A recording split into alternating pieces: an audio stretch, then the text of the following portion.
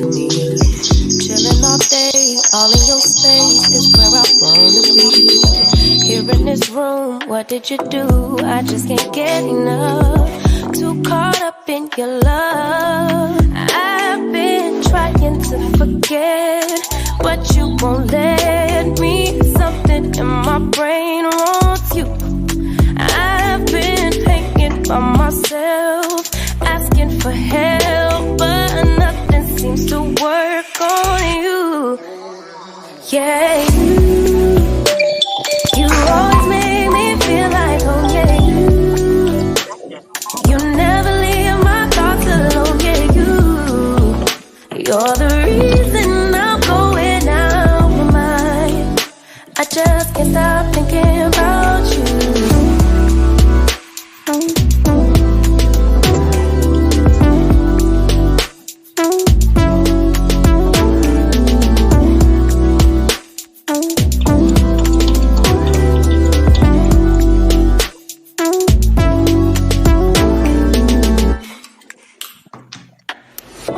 All that I crave when you're away, nights are sleepless.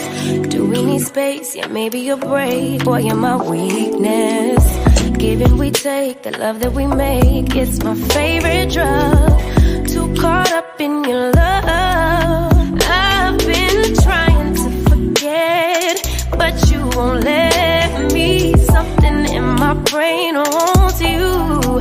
I've been hanging by myself, asking for help, but nothing seems to work on you. Yeah, you always make me feel like, oh yeah, you never leave my thoughts alone, yeah, you're the reason I'm going out my mind. I just can't stop thinking about, yeah, you got me feeling some type of way. You make me wanna stay in all day. You're the reason I can't get out my head. I just can't stop thinking about you. I just can't stop thinking about you. I just can't stop thinking about you. I just can't stop thinking about you. I just can't stop thinking about you.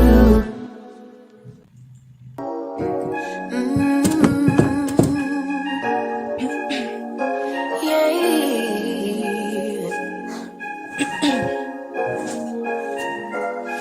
Your eyes tell me that you don't wanna leave just yet. No, my eyes agree.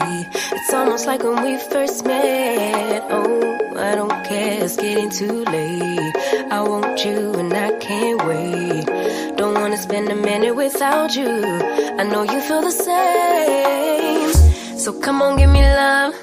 I'ma show you how to move with my body. Come hit me with your touch and make me wanna say, damn. And yeah, you know what's up. Ain't nothing I won't do for your body. So give me all you got right now. I know I'm yours, baby. So come give me love. You know you're mine, baby. So come give me love. I never felt nothing quite like this. I get a high every time we kiss. Can't get enough, baby. So come give me love. All of your love, I can't fake it. When I'm with you, my legs go weak. Hey, can you hear it? I think my heart just skipped a beat. Yeah. This feeling is getting so strong. Love me till the morning, love me all night long. There's something special about you. You're the one that I want. So come on, give me love. I'ma show you how to move with my body. Come hit me with your touch and make me wanna say, damn. And yeah, you know what's up. Ain't nothing I won't do for your body. So give me all you got right now. I know I'm yours, baby. So come give me love. You know you're mine, baby. So come give me love.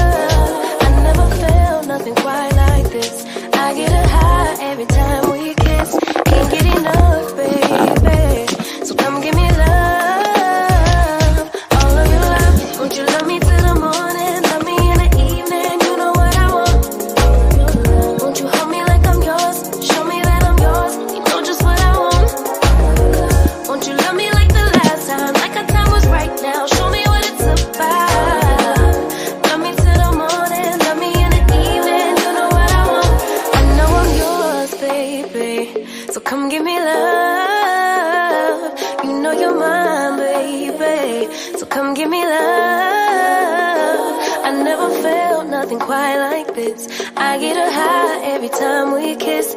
Can't get enough, babe. So come give me love, all of your love. Won't you love me till the morning, love me in the evening, you know what I want. Won't you hold me like I'm yours, show me that I'm yours, you know just what I want. Won't you love me like the last time, like our time was right now, show me what it's about.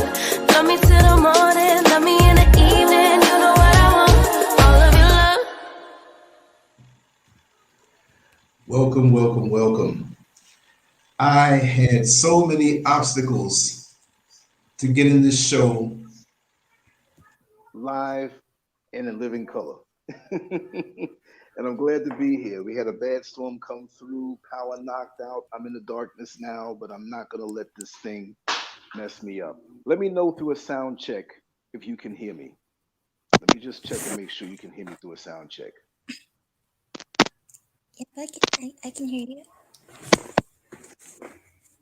Headphones out. Even the headphones are not working on my phone right now. But nothing's gonna stop this show because this is a very important show. And I don't hear myself, but listen, I'm gonna come back. Okay, my mic and Sister Oyala are here right now. Let me hear your voice. Yes. Hello. Can you hear me? Oh yes, loud and clear. Thank you Okay. so much. Oh, no And problem. yes. Now, my dear sister, who is the focal point of the show? What name would you like for me to use for you tonight? Because I don't want to blurt out your name if you don't want me to. You can use Sasha. That's good. Okay. I like that because that's the real name. But yeah, okay. It's all about being real tonight. Now, tonight, just as an introduction, Sister Sasha and I did a show once before, and it was so well received, but I can't remember the title. After the show is over, my power's back on, I'm gonna bring that older show back up and post it in the comment section and pin it up high so you can hear that one also. So Sister Sasha has been through so much, as many of us have been through, especially our sisters. And this is about sharing what she's been through to help others. She wants to receive the word from, her elders, from her sisters. She's 27 years old, very intelligent, and she has that special voice. But I want everybody who's in to chime in, and anyone else who wants to speak on what's going on here and chop it up between everybody. This is for the sisters tonight, and this is about healing. And I'm going to be here. I'm going to be shutting up. I'll chime in when, the time comes, when I'm needed. But this is about her.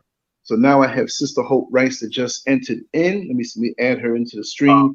My phone might be choppy for me with the audio, but once I get quiet, they're piped right into the system, so you'll hear them really clear. And I welcome everybody. And because I'm on the phone, I don't want to hit too many buttons, but I see everybody. But I'm going to jump right into it. And if you're not talking or whatever, just mute yourself temporarily until you're ready to come on in. But Sister Hope Rice or Sister Oyala, we have a few more sisters coming in, and I will drop the link in the chat room for those sisters who want to come on in and speak, because there's so many who would add to this. And I don't know how you want to start, Sister Sasha, but I'm introducing you in. We're glad we're here. This is going to be a great presentation tonight from the heart for healing and to help others who may be going through things, who think that they may be the only one going through things. So the floor is open for you, Sister Sasha. Everybody else's line is open, and talk to me. We're here for you. Alrighty, guys. So hi, this is your sister here. This is our first time meeting, so hello to everybody. Please forgive me. I've been telling Uncle Lance how I naturally am not a communicator. However, this is not about me. This is spirit directing me to do this, and it not only spirit. It's my duty. All that I have by the miracle of the Most High and my ancestors, I've endured, and I only say that just because of the magnitude of what I have been through and where I find myself, and as well as the state of mind I find myself in. Um, I it could be far, far, far worse. So that's the only reason I say that. I don't speak in a I don't speak any longer in a victim mentality. I actually am way, way, way past that in terms of feeling more empowered within myself, um, regarding taking action. So, um, but going back to, I naturally am not a communicator. I actually am a poet. I'm really an artist. First and foremost, I have, a very innate, natural, artistic spirit and abilities. And so writing is one of them, But nonetheless, like I said, it's not about me. I just need to express as best I can, with me not breaking down, like hysterically crying because of just how raw it can maybe a bit get, just me talking about things that I have never ever ever have opened up about, because it's still very just raw and fresh. I'm really getting to the stage of my true healing. I'm so hopefully I make sense as well, because when I speak I can I tend to go all over the place, but that's not intentional. It's just maybe how fast my mind is moving. And as well, I just want to make sure that I am capturing every detail to illustrate an image, in your minds, or and it's being expressed through my words that you can follow me. So, um, I guess I can start off with my childhood. I mean, that's obviously, the roots and the foundation. And that's really what I have found myself very, very, very, especially the last 2.5 years, have been heavily kind of haunted by, not just individually, but obviously as well ancestrally, spiritually, because all that I have been through, and my ability to have connected things without reading books. I'm talking about, just making sense of things and getting a clarity. I'm not where I want to be, but I'm referring to me going through what I've done, what I have, thus far. But then having like this haunting in my spirit, just like agonizing and yearning for truth and clarity. So, I grew up in a single parent household with my mother. And for those of you who are into astrology, I am very, very, very heavy into that as well. And it's beyond the, oh, it's cool, it's in trend. It is, as I have discovered, and probably you guys have as well, some of you, that it is a part of our ancestral lineage, astrology, numerology, the stars, so, but going back to my mom, she is a Capricorn born January 5th, and I, a Taurus sun born May 16th, which my birthday was my 27th birthday was 4 days ago. So I'm officially 27. So yeah, I was born May 16th, 1996. And I grew up just with my mom. Now I have a half brother. His name's Michael. From what I know of, he's still physically here, on this planet. And but my father, he transitioned uh, November 26, 2019, and I was 23, that year. And it was because, unfortunately for him, his demise was met, I guess, being shot in the head. That's what I was told. And he just was a man who unfortunately was, I guess, enslaved and caught up, but he was caught up to his his physical death. He struggled with drugs and alcohol, as most of our people do and still are. But nonetheless, when it comes to me, my childhood, he wasn't there, like in the home physically, nor was he there emotionally. So he is still, even though he's not physically still, here on, daughter Earth, he is a ghost. I don't know who my father was as a man and as an individual. I just know his name, his birthday, the fact that he has, or he had a son. I'm the youngest, so he had his son Michael before me. I know a few things, like, in terms of like personality quirks, about him, that are still very, very, very vague and foggy, because again, I never got the chance to sit and speak with him. But going back to my mom, growing up in the household just with her, it was very, tumultuous and very, very kind of just very lonely. Now, I mean that within myself. I don't mean that my mother was abusive, and I am very, very blessed, and as I'm expressing this to you and kind of having to dig into, the depths of my, Rolodex, so to speak, of just my memories of my childhood, I strive to be balanced because, you know, um, I can tend to maybe speak about her in a biased, emotional manner. However, I was very highly blessed to have a mother who, despite her being emotionally imbalanced and not stable, she did the best that she could. She was a single woman, and unmarried, mind you, but not that she didn't want to be.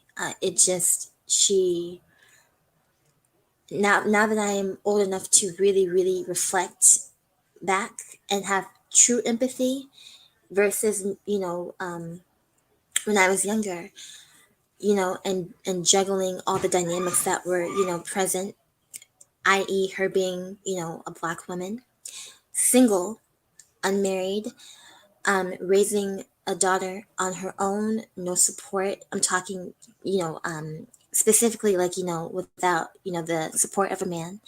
Now, however, my mom and myself, we did have support from my aunt, her biological sister. And before she transitioned, my grandmother, my mom and my aunt's mother, Lacey Pearl Jackson, yep, and she died August 2002. So I was 6 years old, and basically it was just house full of women, feminine energy, no men, except for the presence here and there of my uncle, which is their brother. So with their dynamic, my mom's side of the family, she has her sister, my aunt. Her name is Alka, Elka. Their two brothers, Jerome and Willie. And there's more siblings. What they've told me, but they're half, but nonetheless they're still siblings. But they're not close like that. They don't have like an emotional connection. So yeah, basically it was just us. But then when my grandmother died, it was just us three. And you know, to keep us going, like to keep us, bonded together, and just, my mom and my aunt raising me the best that they could, we referred to each other, or we called each other's Pearl's girls, and we still are. But we had that little saying because that's what my grandmother called us, all three of us, And but then when she transitioned, it was a wound, and it was just like, okay, it was just us three. And I sorry, tears are welling up. So excuse me. I just recall her being just very, very, very free spirited. Her having her garden. I would see her, and I would be, in her garden, outside when I was a child in the house that we were in, because at a point, in my childhood, we all three lived together, but then when she transitioned, it was just us three. But when she was alive, she had her garden, and she grew her vegetables, her fruits, her herbs, but I didn't know at the time. And I just recalled only those things of her, but I didn't get to have, a longevity relationship with her, obviously, because she died when I was 6. So, but then let me not linger on that too long. Let me try to speed things up so it kind of rolls into what the main topics I'm going to touch on, which are childhood traumas, dysfunction, nutrition, and really nutritional trauma. I want to be very, very, very distinct and specific, because that has been the hauntings of my existence individually, my health, and being nutritionally traumatized and destroyed.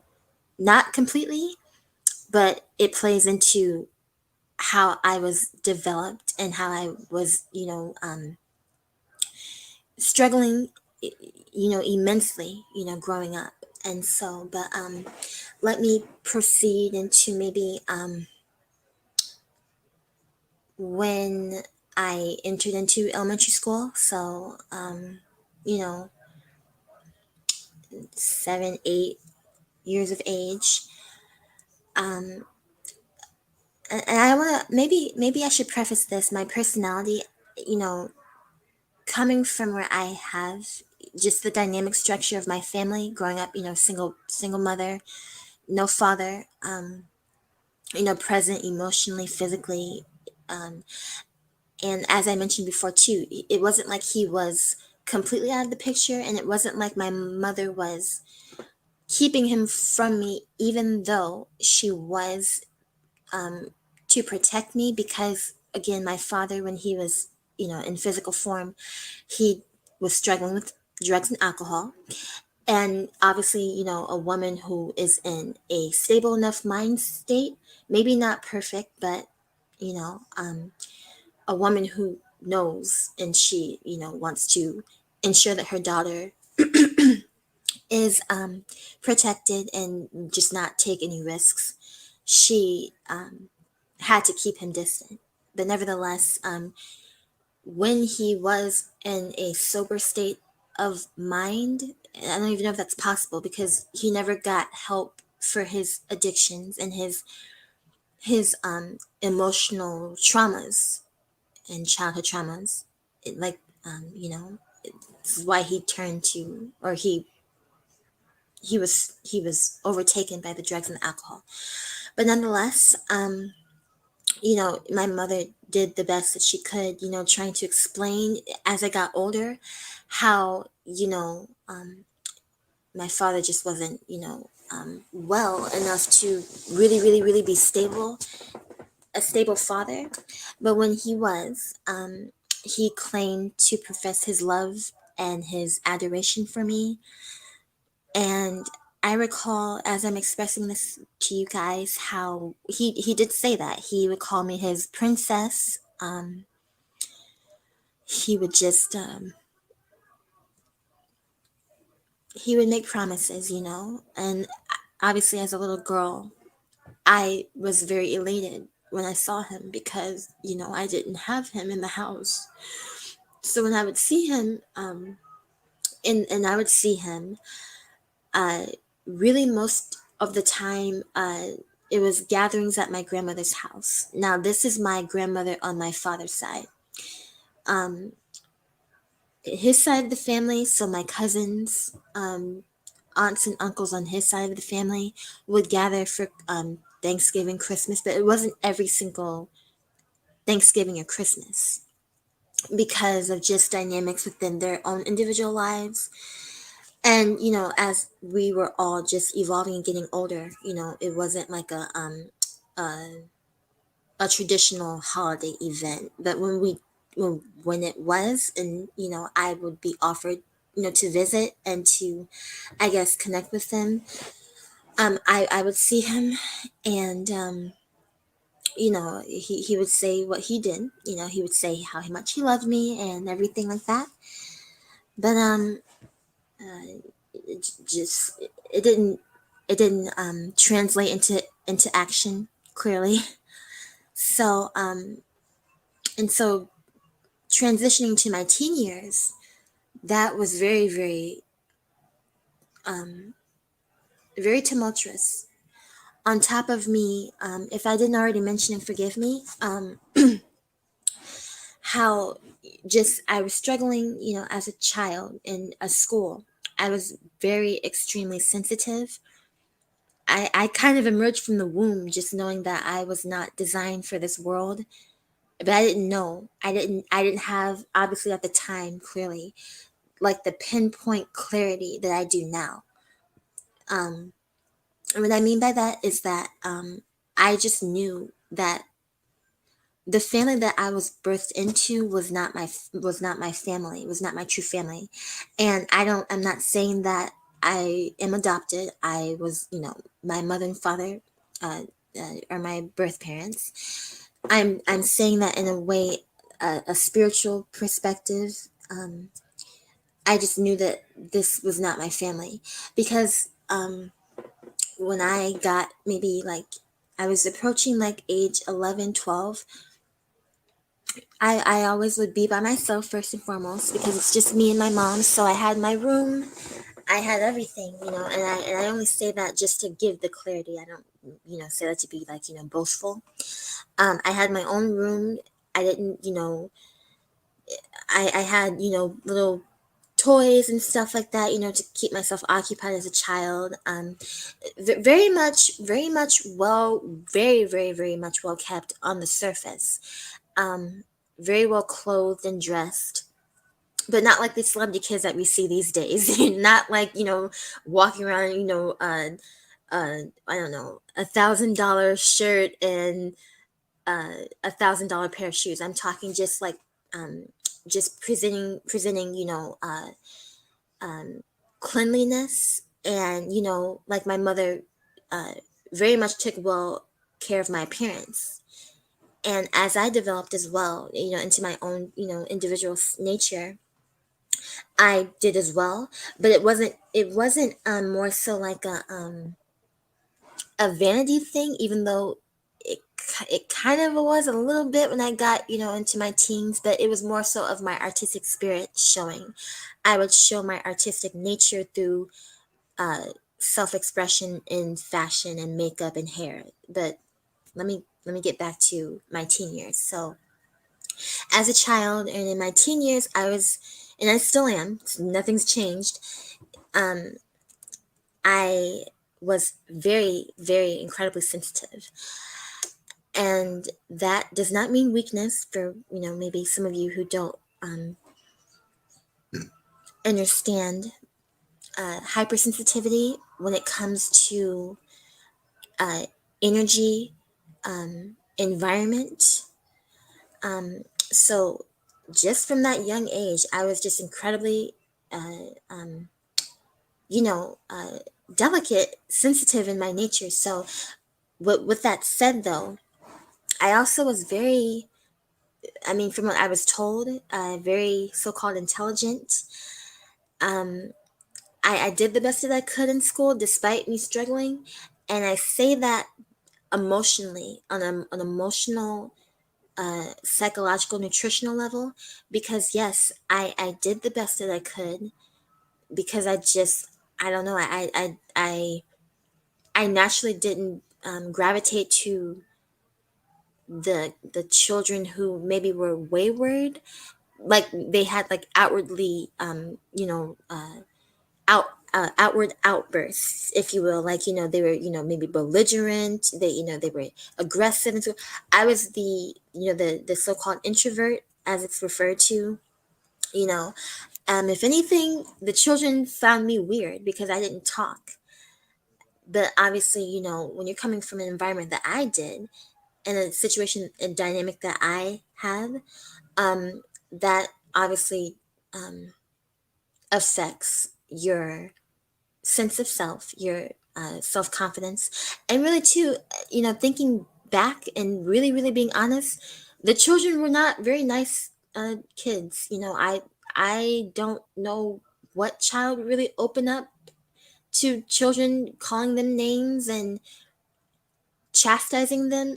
Most especially when a child who, like myself, was very shy, but nonetheless very, very, very loving. It's not like I was, mute. I wasn't a mime. I just, again, I felt the energy right off the bat, and I'm like, okay, fine. And they're telling me that they don't like me. They're calling me names, and obviously it hurt. Yes, it did hurt. But I'm saying how my nature, my internal voices, I guess, if you will, or my decision of not opening up to them was okay, clear. And it was like, fine, I'm doing my thing. I'm studying. I'm trying to learn. I am, uh, I'm just trying to be to myself, but not like a scaredy cat, but just more so like I wasn't the popular, lusted after. Now I'm talking about in my teen years, not when I was in elementary school and middle school, but in my teen years, I wasn't, the Miss Popular. I was a misfit all throughout my development, my childhood, and my middle school, high school years. Uh, the artist, I was in drama class, even though I didn't really act. I didn't have the guts. um, however, I did have to, recite some lines from, some plays for the class, but I was never like involved heavily in drama class, theater class. But I'm just trying to paint the picture that I was that prototype, the misfit, the artist. Um, um, I was also maybe the teacher's pet to maybe some who can uh, relate to that prototype or archetype, if you will, because when lunchtime came, I chose, if I could, not, it wouldn't always play in my favor. I did have to go to lunch uh, most of the time, but if I didn't, I would choose to be with, one of my teachers that my soul resonated with. Now, I know clearly now I was very heavily indoctrinated, and I admit this, but obviously in my unconsciousness and in my dead spiritual state, not wanting to be, but it's just the truth. Um, there are a few teachers that I gravitated to, but not because they were good people. It was just they favored me, you know. Specifically, my AP Lit teacher and my AP Writing, or not AP Writing. I'm sorry, my AP Art teacher. So I would ask sometimes, could I just stay in your room for lunch period? And I did. I did because um, just of all the chaos in the lunchroom, and then um, I don't know if I should go into this. Probably I should, because it is going into one of the topics, which is the nutritional trauma and the food trauma that I have always have been haunted with.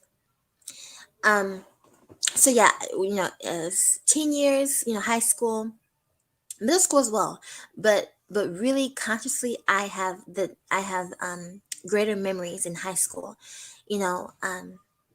just not wanting to be in that environment because of all the noise, the crowd, and then the food. I have, unfortunately for myself, have struggled with anorexia, an eating disorder that I was diagnosed with in my teen years. Now, not by myself. I obviously was, uh, I had to go to, the hospitals and the doctors because it was so severe that I got, very much underweight to function, so I had to be hospitalized. And then my mother as well, she was freaking out because obviously as a woman, especially you have a daughter, my child, like, why is my child not eating? It's nothing like, something that is foreign in her reaction. But nonetheless, going back to school, I was very much reluctant and haunted by going to lunch. That was why I would just either, if I couldn't stay in my teacher's rooms for the lunch period, I would literally hide in the bathroom stall. And as a Taurus sun, with my Venusian energies, like, that's not a place of beauty and, what else? Aesthetic and just, serene peace. That, so it was very, very, very unsanitary. But nonetheless, I had to do that because it was the haunting of being in the lunchroom. And again, I'm nobody, or so I thought. I didn't really, I wasn't, extroverted like that. And but with that said, I did have supposed friends. I do that in air quotations because they were not my friends. Because I never went to their house. I never had an emotional connection with them. But obviously in school, it was a label of friendship to get me through, my day. But going back, past the lunch stuff and the eating stuff for now. I will circle back around and how that just kind of like, and still is, but obviously I have more clarity of it now. With the health and the food and the eating, devastations. Um, so yeah, I can now transition now, graduating. So I kind of want to speed this up. I don't, but not like rush, but just like I don't want to, kind of like linger too long because I kind of want to like bring it full circle into present day. So graduating, I graduated June 14th, 2014. And that day was so liberating to me because the 4 years that I have endured, the high school years, for me, it was, it wasn't completely hell, but it wasn't, glamorous either. It wasn't like, oh my gosh, the time of our lives, type of thing that some of us are, programmed, with, especially, when we see it on the TV and stuff. I, recall, watching, certain programs, 90210. I don't know if any of you guys in the chat room are, in my age range. So, and I'm just referring to, trying to be funny. I'm trying to refer to, that high school image of like, yeah, my senior year, my junior year, whatever. I'm like, I just want to get the F out of here, away from all these people. They don't like me anyway, and I don't like them anyway either. So the feelings were mutual, and but uh with all seriousness though, I almost didn't make it out of high school. I almost didn't graduate because I missed it. This was primarily my junior and senior years of high school. I didn't make it. I didn't graduate almost because I missed a significant amount of days, but only because of my so-called intelligence and my passing grades. Passing meaning primarily in art, which wasn't really a prerequisite, if you will. So mainly, writing, math, biology. I'm blanking on the other subjects. It's like that was like a whole like other parallel universe. I feels like, looking back on it now, but I'm talking about, the classes or courses that you needed to pass, not your electives, right? So yeah, basically I didn't almost graduate because of my attendance, but it was because of my grades that I got my diploma. But nonetheless, when I got out of high school, I got my apartment. This was thanks to my mom and my aunt.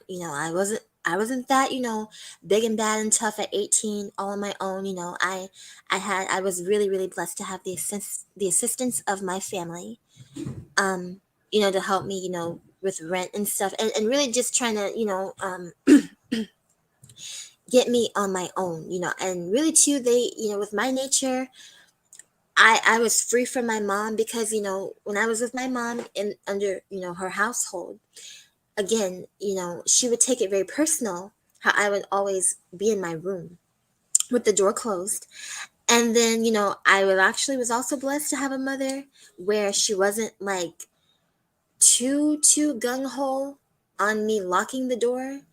Even though when I would get mad and pissed off at her and we would have our tiffs, I would lock the door so she wouldn't bust in. But it wasn't a fear thing. It was just more so like, okay, mom, I want my privacy. But she took it as like disrespect.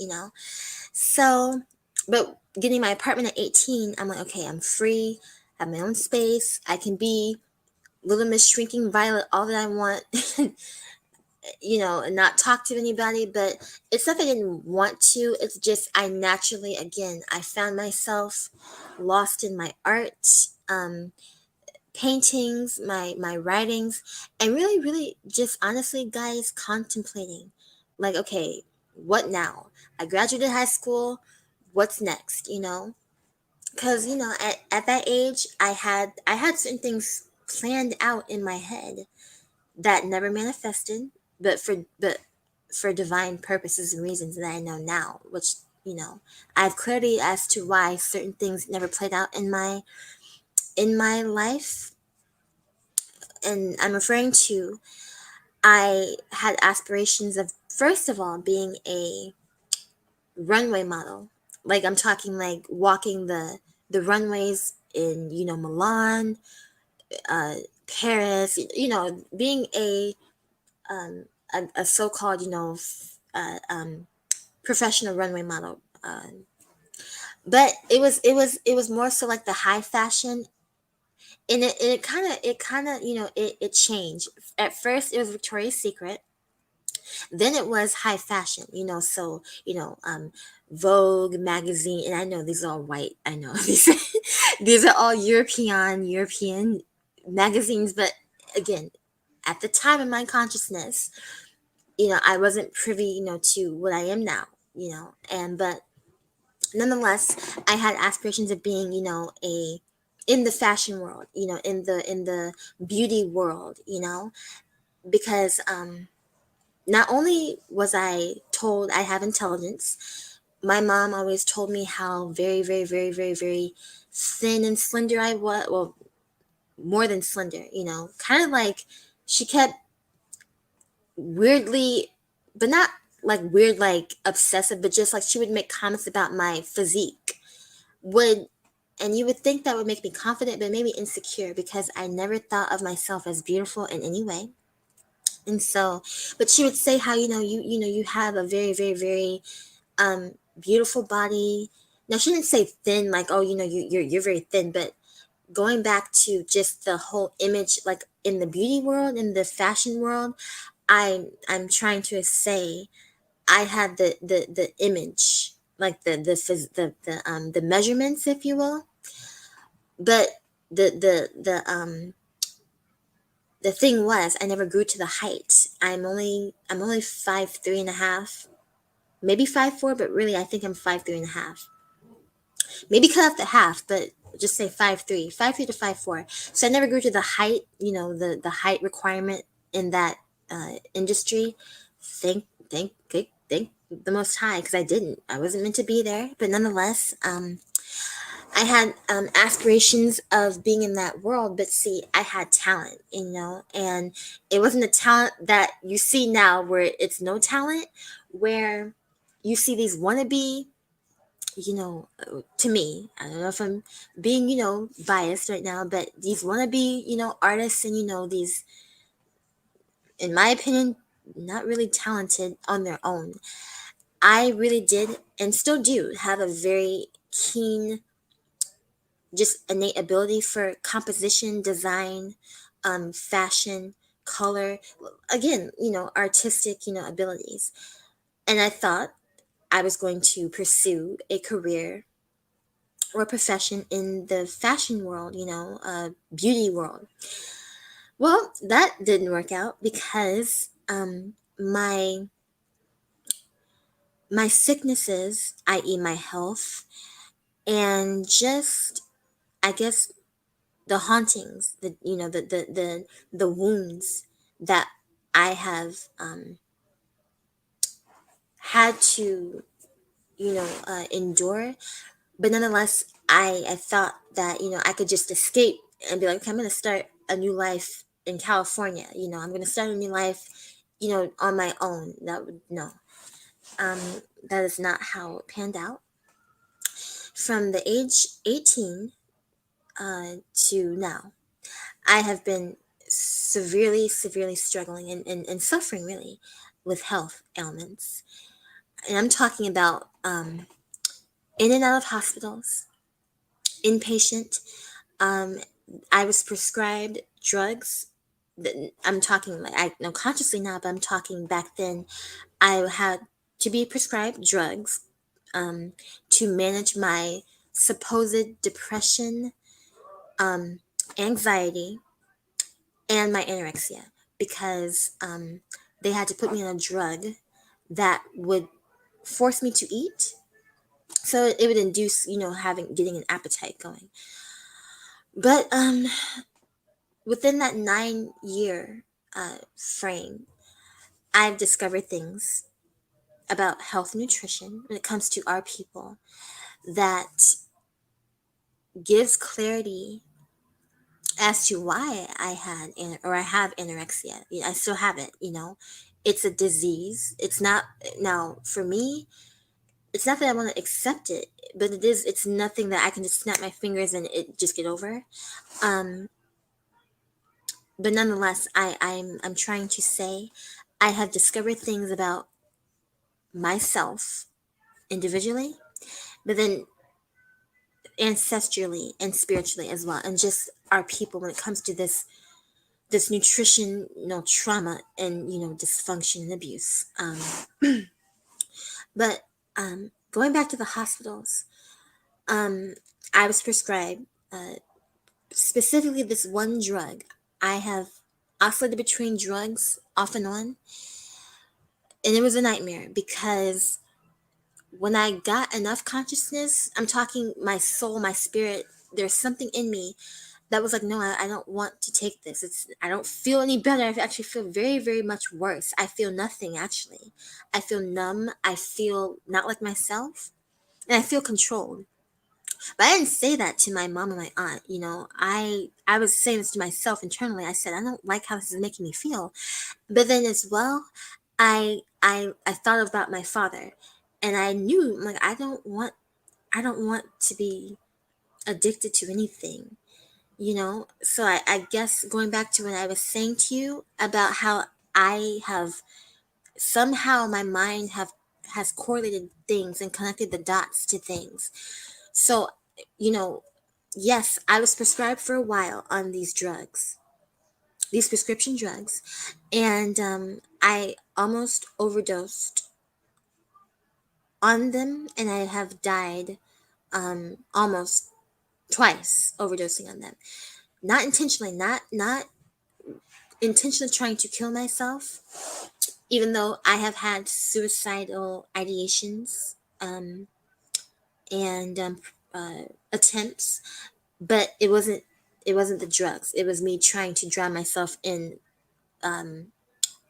a body of water, a river, where my hometown is. But going back to the hospitals and the health, I almost died of a heart attack, overdosing on the drugs because I took a 450 milligram bupropion, Wellbutrin, bupropion. I don't know, for those of you guys who are in the medical or who've been in the medical field who know of that drug. I took a 450 milligram dosage of that, and that day, I guess my mind slipped.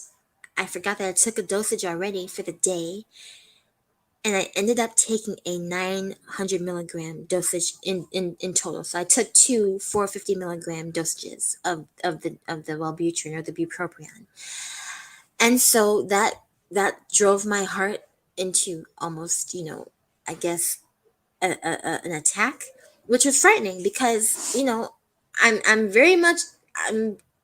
very, very, very much small and petite as it is, but then with my I guess with my weight issues, with me struggling to keep on weight, you know, it was, I don't, that's why I said, I told Uncle Lance already how I shouldn't be here breathing, because that alone should have just taken me off the planet.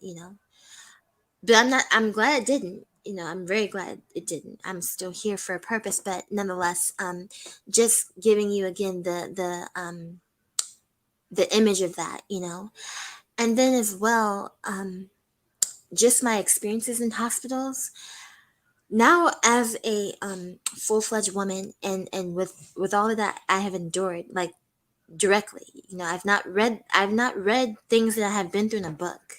I have had to go through the pains and the traumas, uh, just in these environments alone.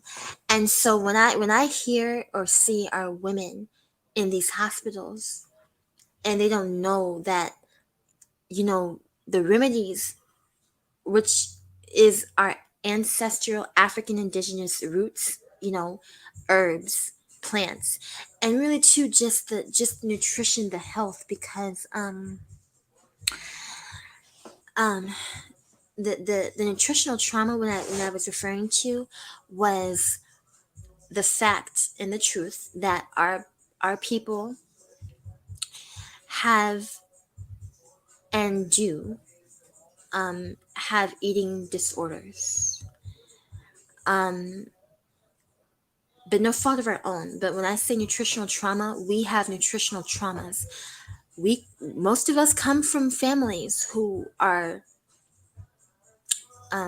dysfunctional in their eating, because it has been passed down from generation to generation and through the bloodstream and in the DNA.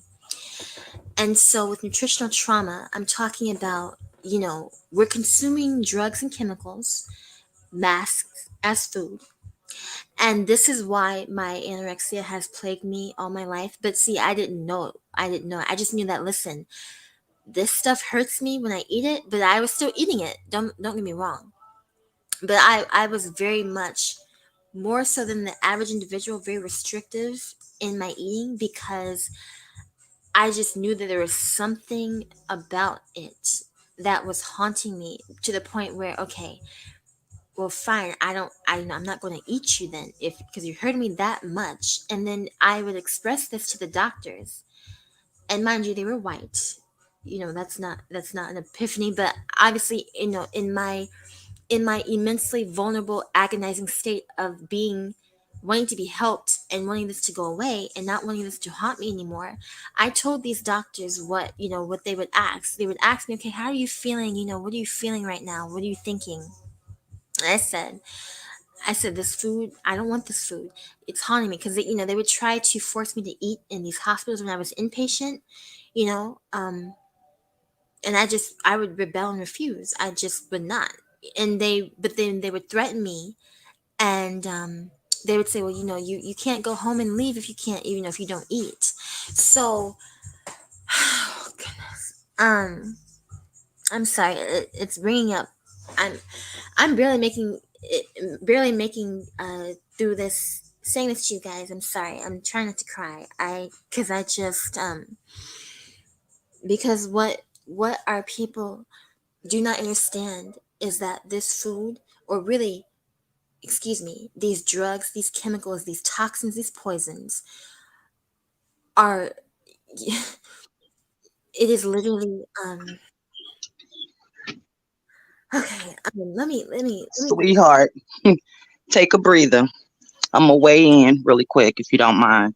I'm Sister Hope. How are you, sweetheart? I'm okay. How are you? Nice to I'm meet good. you.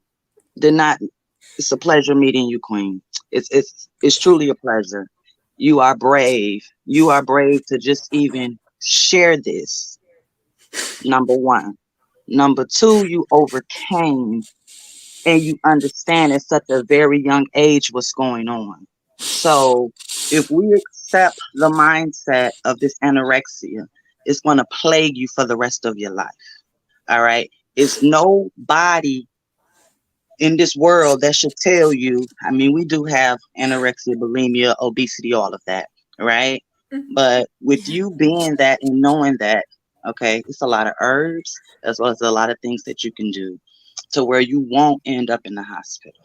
All right. I really hate that happened to you, but that was just second chance. That was your second chance to really look and see at such a young age and understand. I am just impressed just hearing this. So with that being said, you sharing this tonight, this is going to be shared out with so many other women, so many other young ladies, and then it's going to give them the opportunity to share what it is that they're going on. Sure. Anytime you need to reach out and have a conversation, Brother Lance has my information. Feel free. I'll always be available. Okay. Yes, So ma'am. with that being said, step away from those man-made drugs you see. So you're going to come in, you're going to tell them what this medication is doing. And unfortunately, that medication you named, it has those side effects that will make you so sleepy. And it'll make you so just out of it to where I didn't take my medicine, I didn't take my medicine. Then you double took your Yeah. medicine and wind up with you being anorexic, underweight. It leads to Yeah. sometimes in a situation them having to pump the body, but because you had an oversized amount, it almost stopped your heart. It started your heart overly Yeah. palpating, which Yeah. could have put you in cardiac arrest. So I'm happy you overcame that, and I'm happy. But even when you feeling those low moments to where you just don't want to eat, you can fast them with water. The body can Yeah. sustain off water for several days. A couple nuts, few almonds, few Yeah. pecans, things of that nature. So Yes, calm down and you finish telling your beautiful and amazing story because you have some sisters that I have personally worked with as well as myself that will be that auntie, that second mother that you need. We're here. This is what we're here for tonight. Okay? So you ma'am. finish telling Thank that you so. beautiful story. And if you need to cry, that's fine. It's all about cleansing. It's all about letting it out because you're getting ready to take a journey now. You're finna be an amazing woman after this. Let it out. Thank, Don't suppress it. thank you. Let it out. This is the medication that you need. You need natural medication from us. We Yes. know what we I'm go through. so. I'm so.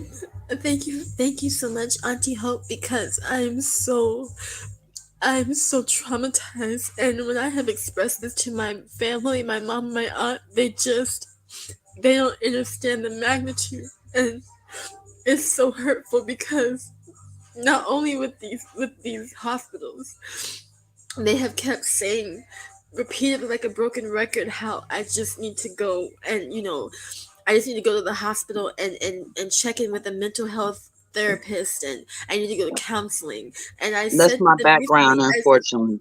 That's my background. And no, you don't. No, you don't. I know Unfortunately, mental health is my background. No, you don't. You're I very said, I intelligent. said, I said to them, I said, you know what? Honestly, I said, I need psycho-spiritual healing. I need nutritional therapy, even though I didn't want to admit it.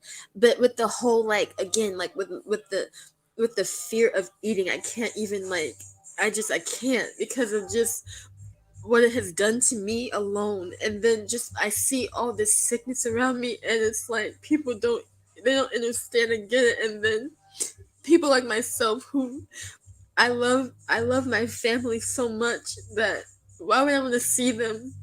Why would I want to see them kill themselves? And they don't know it though, And it's not just the eating thing; it's just how people are acting.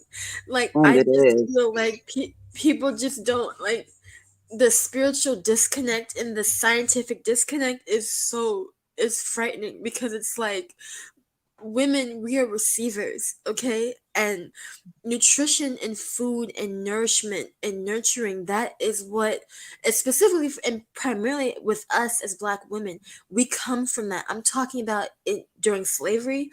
We were the cooks. We were the gardeners. When I say gardeners, I'm talking about agriculture. Mhm. Herbs. That's who we Mhm. are. And yet this enslavement of what our people has disconnected us from our roots of health, and it has taken it away from us, and it's making us sick, and it's controlled us.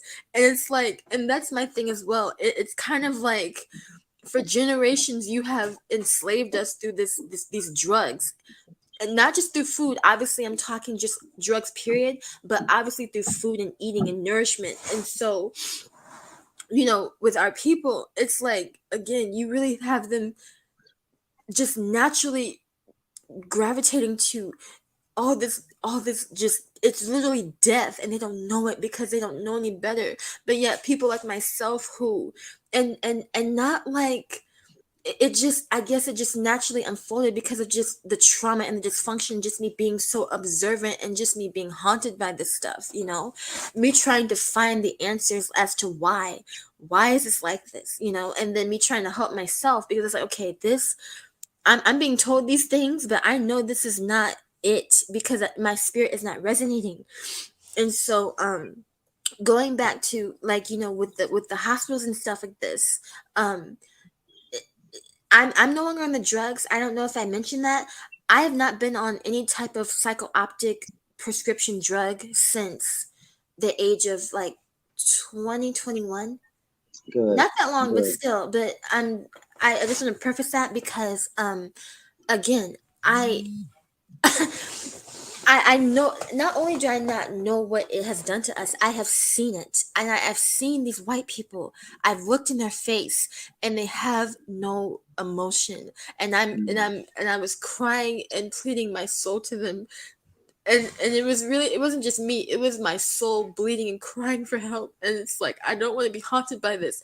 I don't want to be like this. I didn't choose to be haunted and having to struggle to eat, and not just about eating, just this whole like health trauma, and really Mhm. it was my ancestral DNA or something. Somebody in my family lineage was a master nutritionist, or just the trauma of, again, the slavery, the residue, right?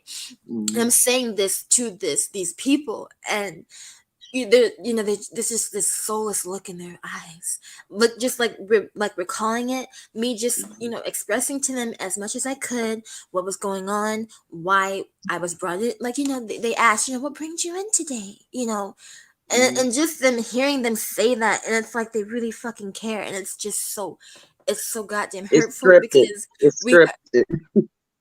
yes, and then we have our young girls, our babies, sons as well, not just the girls, our sons, our people, period. They are in agony and pain, and because the people around them are dead and damaged themselves, but yet it's them who are the chosen ones. It's them who are the black sheep, as we're called. I don't like that terminology. I just know that we're chosen because we're like, okay, I know I'm not fucking crazy, especially when I come across Uncle Lance. I told Uncle Lance this. I said 2018, I discovered your platform, officially. And this was going, around the time of this whole COVID thing. It was really 2019, but I'm just saying I discovered it 2018.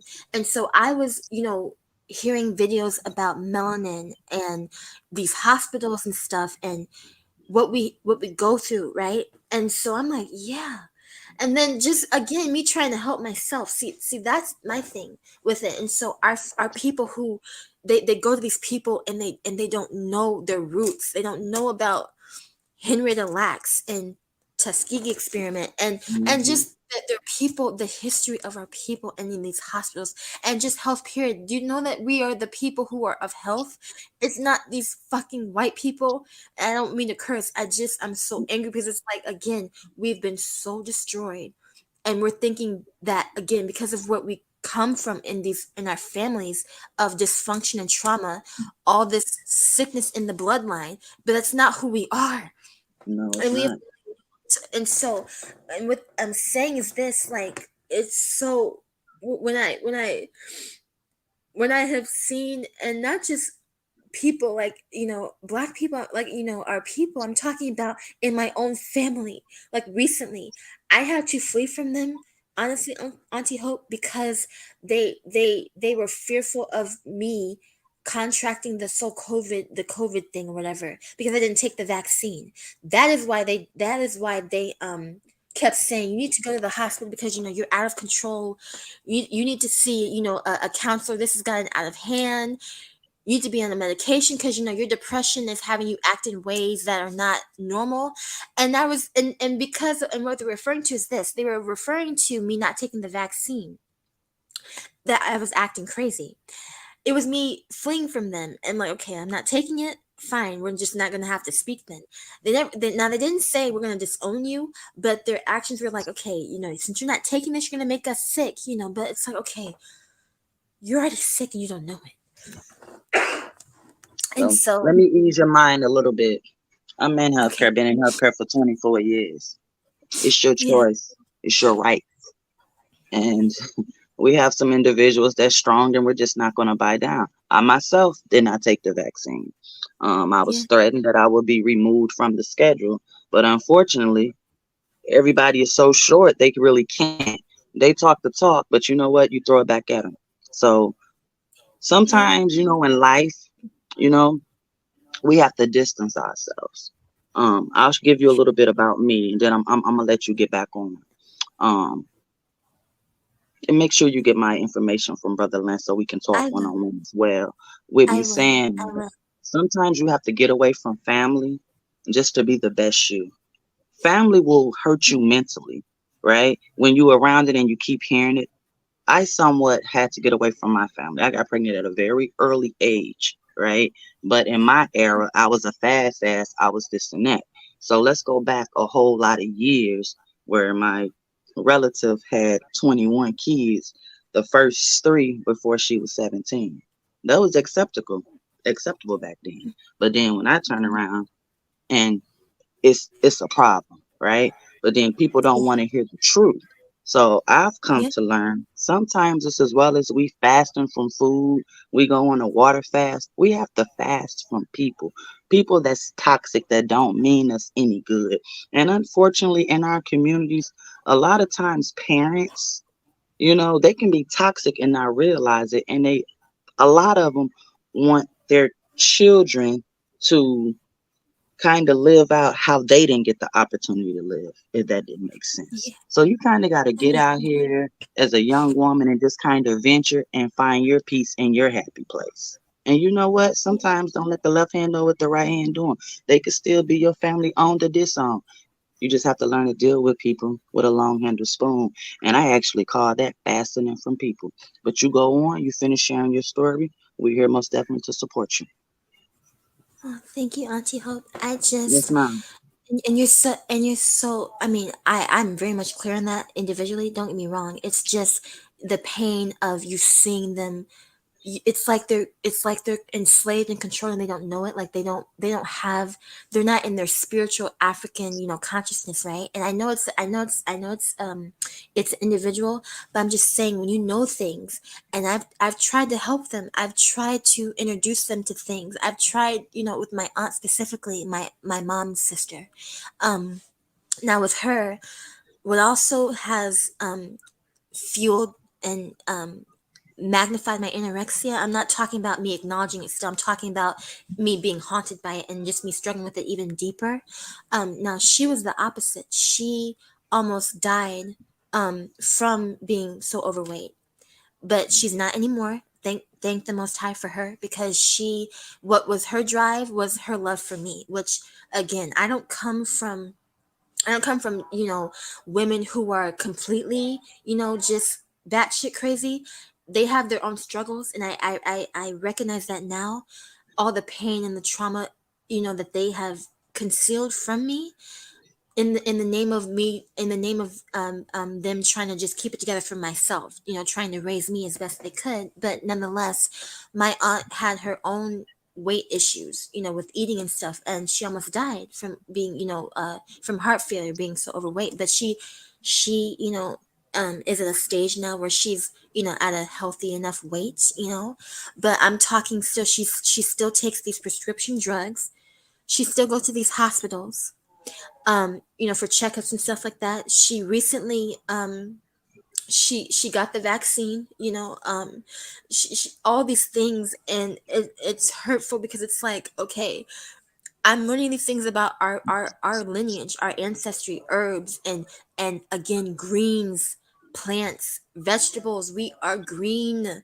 We're green people. We're chlorophyllid people. When we hear about, or if the family has heard about, when it is, when we've been told we are nature, that's not an understatement. We are nature. We're natural. We're not this, I don't know what the F to call this stuff, these drugs and these poisons. That's not us. That is for them. We are literally the sun, water. We're the elements. And so I'm learning these things. I'm talking about, when I'm saying learning, I'm talking about having clarity.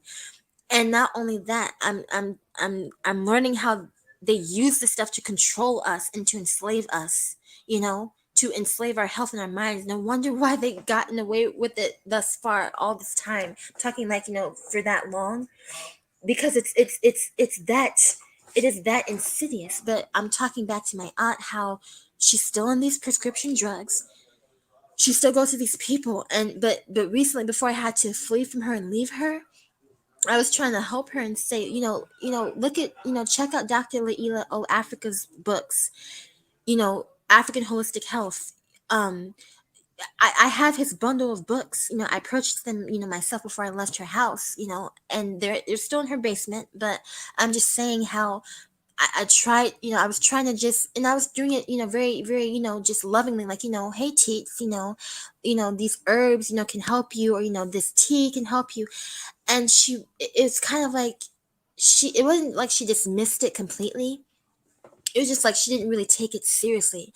But then she would kind of be offended when I would just be like, I'm trying to introduce these things, because what would happen is this: she is she's a nurturer, she's a giver, but she doesn't know it, and she gives to the world. She gives, to just to people, just women, women who are, domestic violence, women who've been abused. So I'm just saying, she gives of herself, but she's drained at the end of it. And when I was living with her in her house, she would come home and she would say, oh yeah, darling, hey, I hope your day was okay. My day was okay, but I have a migraine. Okay, Teets. Okay, well, how about you make yourself, a cup of tea, or how about I make it for you, and you drink it. Okay, no, I'm gonna take this. I'm gonna take this migraine pill. I'm gonna take this Tylenol, and I'm like, okay, like, and inside I would just be breaking, because I'm like, okay, I'm learning these things. These are not for us. Like, please stop it. And and I wouldn't say it obviously directly to her, but I would just be breaking in my heart, in my soul, inside, because again, I'm learning these things. There's the clarity. The light bulb, as they say, it's illuminated, right?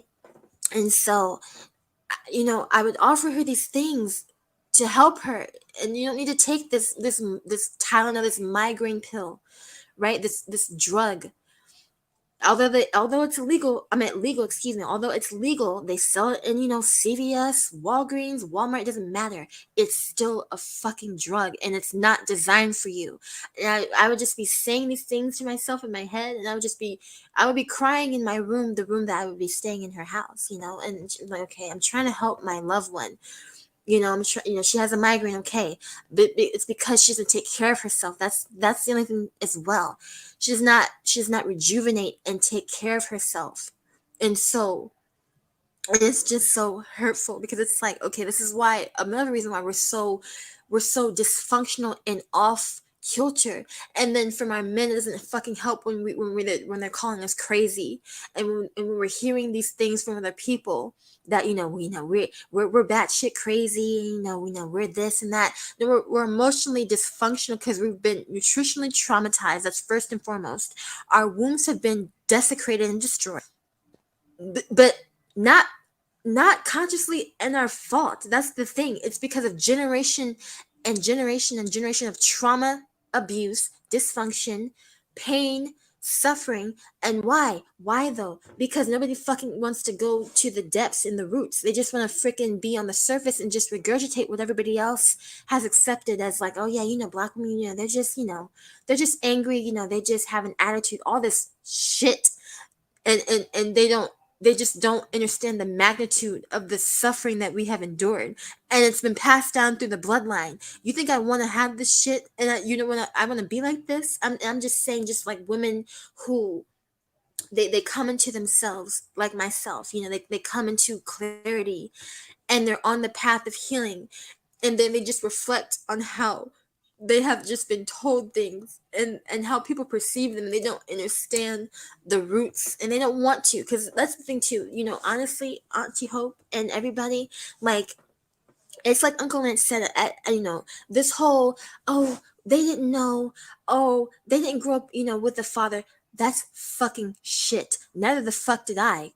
I already told you, but I'm just saying how this whole, this coddling, and this whole, well, they grew up tough. Listen, I don't have any tolerance for that anymore. I never really did, but I'm talking like consciously now, because how the hell did I go through all that I went through? And I maybe I need to calm down, because it clearly is a blessing to have what I have. I know this, and I don't mean this to be haughty. It really is, and I don't say that to be arrogant in an ego, but it just seems like people are so, like, they're choosing to just continue in destruction. But see, here's my thing. Just stay away from us who want to heal, because I don't want to remain like this for the rest of my days. I have suffered for 26 years already, and that time I cannot get back.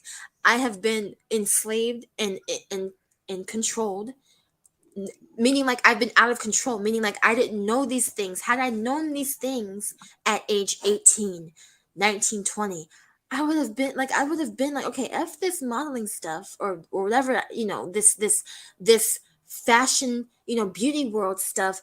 I need to know how to heal myself first, because again, I would have saved myself the pain and the trauma of going through what I went through had I known certain things.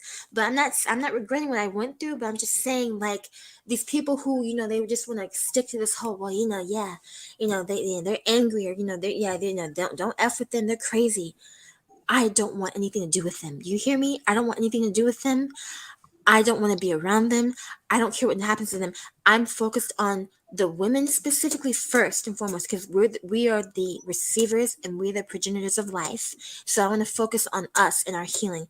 Then I want to focus on those of us who just want to heal, but it's not for ourselves, it's for our children. Because again, do you understand that there are children right now, as I speak, who are being abused not just physically, nutritionally, they're being fed this poison. The garbage. And but then they're being blamed for acting out. They're being blamed for, why aren't you paying attention in class? Why am I getting phone calls from your teachers, telling me that, you're not acting right?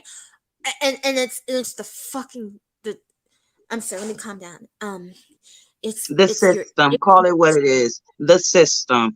I mean, not to cut yes, you off, but we gonna role play real quick. So yeah, I happen to be DCF worker, and yeah, I've come into your family's home, and I've removed you because your mom is not fit to take care of you off of my judgment, what I write in whatever papers. But instead of trying to resource your mother out and give her the help and everything that she needs to keep you in the home, oh no, we gonna come in and we gonna break this family up, especially a black family. All right. So I'm going to put you in this jacked up ass home over here. They have all type of strikes, but still it's systematic bullshit. So I come to know that you're depressed. I come to know that you talk to yourself. I come to know a great deal. So first thing I'm going to do is get you to a doctor because we're going to help the pharmaceutical company. All right. MK Ultra our babies, pretty much. Okay, hopefully y'all follow. All right. So yeah, again, instead of adults talking to you and say, hey, these are some options. We older women, we've gone through this. Baby girl, try this. Baby girl, try that. Maybe you and your mom could sit down and try this or try that. Oh no, none of that's going to be offered. We're going to heavily medicate you. We're not going to even try to get you back to your family. Okay. Then we're going to get you, once you're heavily medicated, set up into a school system that you really don't need to be in. And while you're sitting there in the school system on these heavy medications with this indoctrinated ass education, you can't even focus because you're so heavily medicated. All right. And pretty much you may get free lunch there, you may not, but if you look at the school menus, I mean they're just as bad as McDonald's and Burger King, which is processed shit. How does again you're supposed to get the nutrition within your bodies when you're not really getting a nutritious meal? You're getting sugar, you're getting processed things, right? No one really drinks enough water. Okay, no yeah. one really does. We can all drink more water. But one thing about a medication, when it's in your system, okay, you really want that medication to resonate through your system. We may get a half a glass, like I pass medications. We give a small cup, a very small cup of water, not a whole glass, an 8-ounce glass, but a very small cup of water with probably sometimes the children take 10 to 17 pills. That's all the water some of them have, but they give them these sugary drinks, right? And the sugary drinks is going to get them on a high, then it's going to bottom down, then we're going to give them some medicine to make them sleep. Like, make it make sense. This is what's actually going on, you all. So I get And exactly what you're saying. And this is the it's system. just yes, and with that, Auntie hopes like it's with children. This I don't even um the system, this illusion prison matrix. That's what the fuck it is. Okay, let's I'm just sorry, paint sweetheart. it raw. Master Glam, they probably used to cook. They don't cook any longer. I happen to work for one. I would love to cook, but it's Salisbury steaks in the container that you put in the microwave or the oven. It's mashed potatoes in a box. It's big bag, the economy cheap bag of Walmart cereals. It's different things like that. I would love to cook. I know how to cook. A lot of what I know how to cook, the children won't eat it because they're not used to it. They're not used to, a good home cooked meal. They're used to all the sugary things, the oodles and different things like that. No, How that's is what I'm that? saying. That's what I'm saying. Yeah, Auntie Tab. I mean, yeah, that's what I'm saying. Yeah, I, the again, the spiritual disconnect and the emotional traumas that are just passed down to our children because the women there we've been traumatized and damaged and don't know it because it's not our fault. I'm just saying again, it's like we're set on a program. We are it's not even a like we are set on a program of destruction from the womb, and it's so you see these babies, these children with these women who are they're so hurt and damaged that they don't know it, and then they're transferring it to their children. I mean, they already have through the womb and even before conception, but I'm just saying, when you see them in physical manifestation, they don't, they're destroying them even further if they already are not already destroyed for life. And I don't say that just to be negative. I'm talking about on the trajectory. They're on a trajectory of self-destruction. So when they get into their teen years, then enters the alcohol and the drugs, the you know, not being able to know what these things, not only what these things do to you, but what they symbolize for your ancestors, right? Because there's that too. These babies don't know about their ancestry, their spiritual heritage. They're being, again, with these fucking white images and this half and really false, completely false historical, you know, oh yeah, you know, the Revolutionary War, and you know, all this this propaganda bullshit that's just keeping them enslaved and disconnected. Because I know for truth, our children, if they, first of all, the nutrition, first and foremost, them consuming live nourishment, cooked, nutritious live nourishment, not drugs, not sugar, which is a drug. I don't know if people in the chat room don't know that by now. And if you don't, I'm telling you, not only is it a drug, it was what contributed to the enslavement of our ancestors. Not just cotton, sugar, not just what you may have, you know, have been told or learned in history class. They don't go into that. They don't go into, again, how we played a role in food and agriculture, and how women, black women, again, we had to cook, yes, but our ancestors who, okay, yeah, we don't have a choice to eat this slop because it's what we're given. I understand this, but I'm not going to eat this, and I'm going to take these herbs in addition to this, or I'm not going to eat, period. They don't tell you about our ancestors who had the teeth knocked out of their mouths because they refused to eat because they were smart enough to know, or if they didn't know, like, consciously, I'm just going to rebel and just like I'm just going to starve myself to death because I'd rather starve than be enslaved and to satisfy you. So I'm just saying these things that our babies don't know. And then again, just our people, period, how just the disconnect from our African roots. I'm not just talking about food at this point. I'm talking just our spiritual disciplines. Again, just like, you know, everything. You thinking that these white people, you think that they're the face of medicine and health, and now with the internet, you see them on this. You've been seeing them now since the whole COVID scare and shit, right? You've seen them on this whole, well, you know, yeah, you know, nutrition now, and you know, gardening. What the fuck do you know about that stuff? And I'm cursing because I'm angry, because it's like they want to take what is us and ours, and they want to act like now, oh yeah, you know, I heal with herbs now. Yeah, you know, I'm an herbalist, and yet our people are still, they can't even fucking stop eating because it's not like they don't want to, it's just they are enslaved because these drugs are so in their bloodstream and they don't know it. And I'm just saying how these white people, they want to make it seem like, yeah, you know, I'm vegan, I'm health conscious. And it's so infuriating to me because they want to act like they are the epitome of everything good and pure and health when it's us. And yet they're the ones who are the addicts. They're the ones who are these denatured I don't even know. They say GMO. I'll say to these GMO. I don't even say GMO. It's just it's not food. It's drugs and chemicals. They're addicts. But yet but again, it's put back on us because of what was done to us. And then we're not knowing. And then again, when we come on the scene, i.e. in our families, and I don't mean like from the womb, I'm talking about we come to learn certain things, right? We're coming to learn about, I don't have to be I don't have to be an addict all my life. I don't have to be enslaved and subjected to prescription drugs. I don't care. Again, that's when the two people want to act like a drug is not a drug. They want to act like, well, you know, Hey, the mama. doctor gave it to you. Huh? Yeah. This Sister Miko, I'm at work, so I can't be myself like I'm at home where I pay my rent at. But first of all, in war, there's always casualties.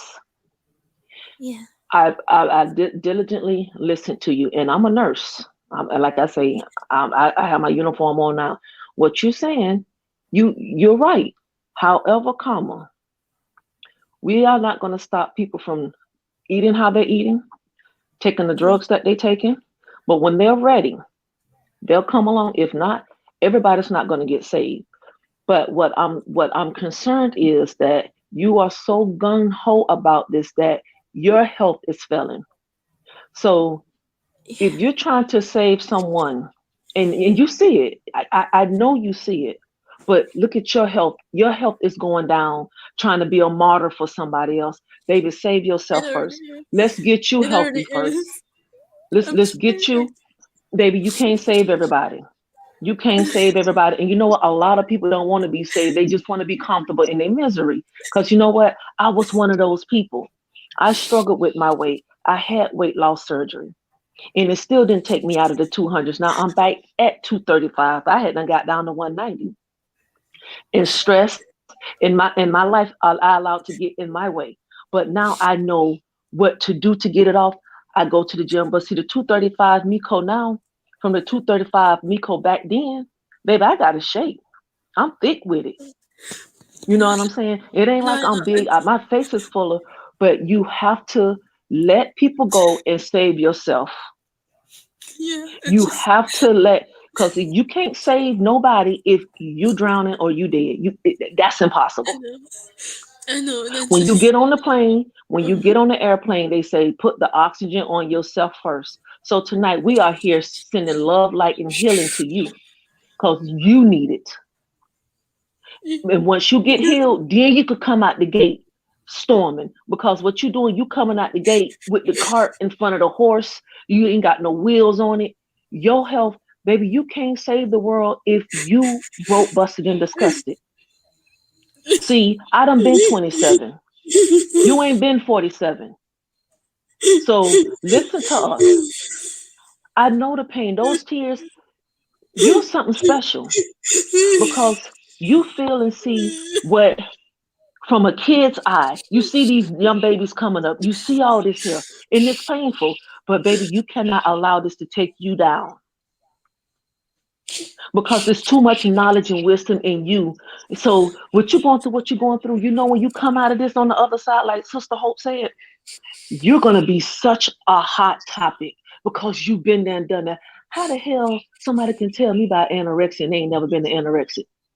Or bulimia if they never walked those shoes and you got pictures to prove it. Yeah. So once you come out of the fire, and you ain't got to be, you know, and some people think you got to be healed, sanctified, and filled with the Holy Ghost before you go out and start preaching and teaching. But baby, when you damn near carrying your deathbed, get healed first. I know the food is bad. I know the what they doing, but you still got to eat. Your body need to eat. You just can't live off water. I know, Auntie Mika, I don't want to die. I want to preface this, guys. I don't want to be in this. I want it to stop haunting me. I'm literally, I've almost died, and I'm so tired because what has happened is this: I have been blamed for feeling how I have felt.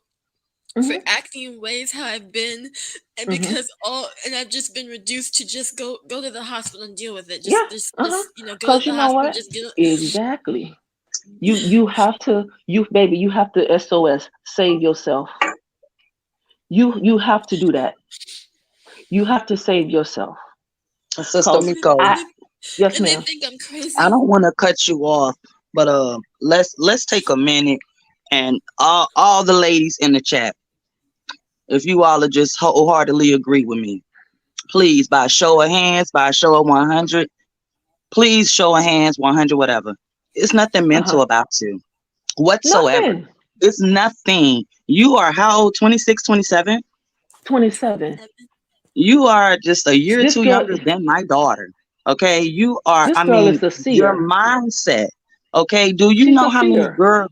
Yes, you gonna sing a little bit for us so we get up off of here. By show of hands, please. It's nothing that's mental about you. You're just happening to see way Yep. ahead of your years. You have an amazing veil about you, right? Hope. And you have to Mom, learn to yes. embrace that, right? Hope. And when She you got on the feeling, magic glasses. That's why. What? we have to Not to help cut her you off. understand that. Yes, baby, you got on the magic glasses that Dick Gregory was Yes. talking about. He said those magic glasses. He said once you get them, you can never take them off, and you can't make No, people see what you see. Those magic no. glasses are what you're seeing.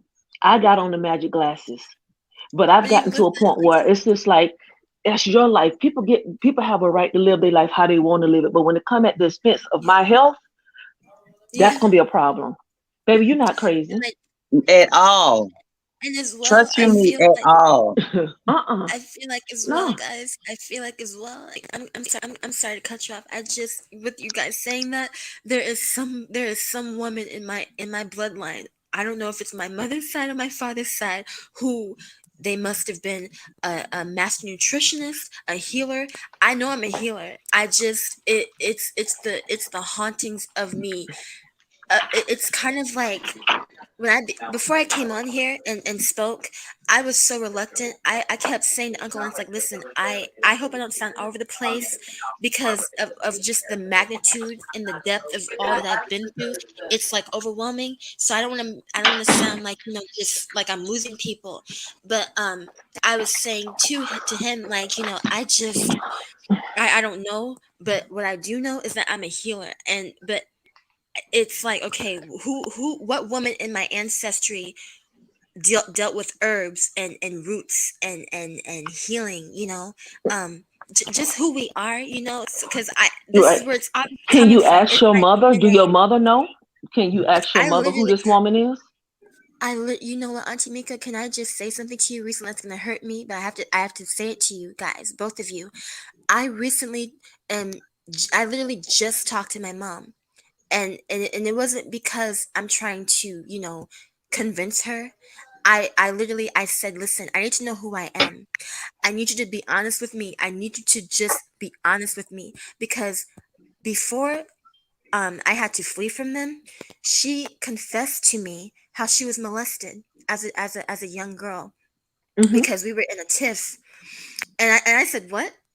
I blew like, what are you talking about? What do you mean you were molested? See, she has secrets that I know she has, but she will not, even if I asked her to, even if I begged her to open up, because I don't know who I am. I don't know my ancestry, not how I should.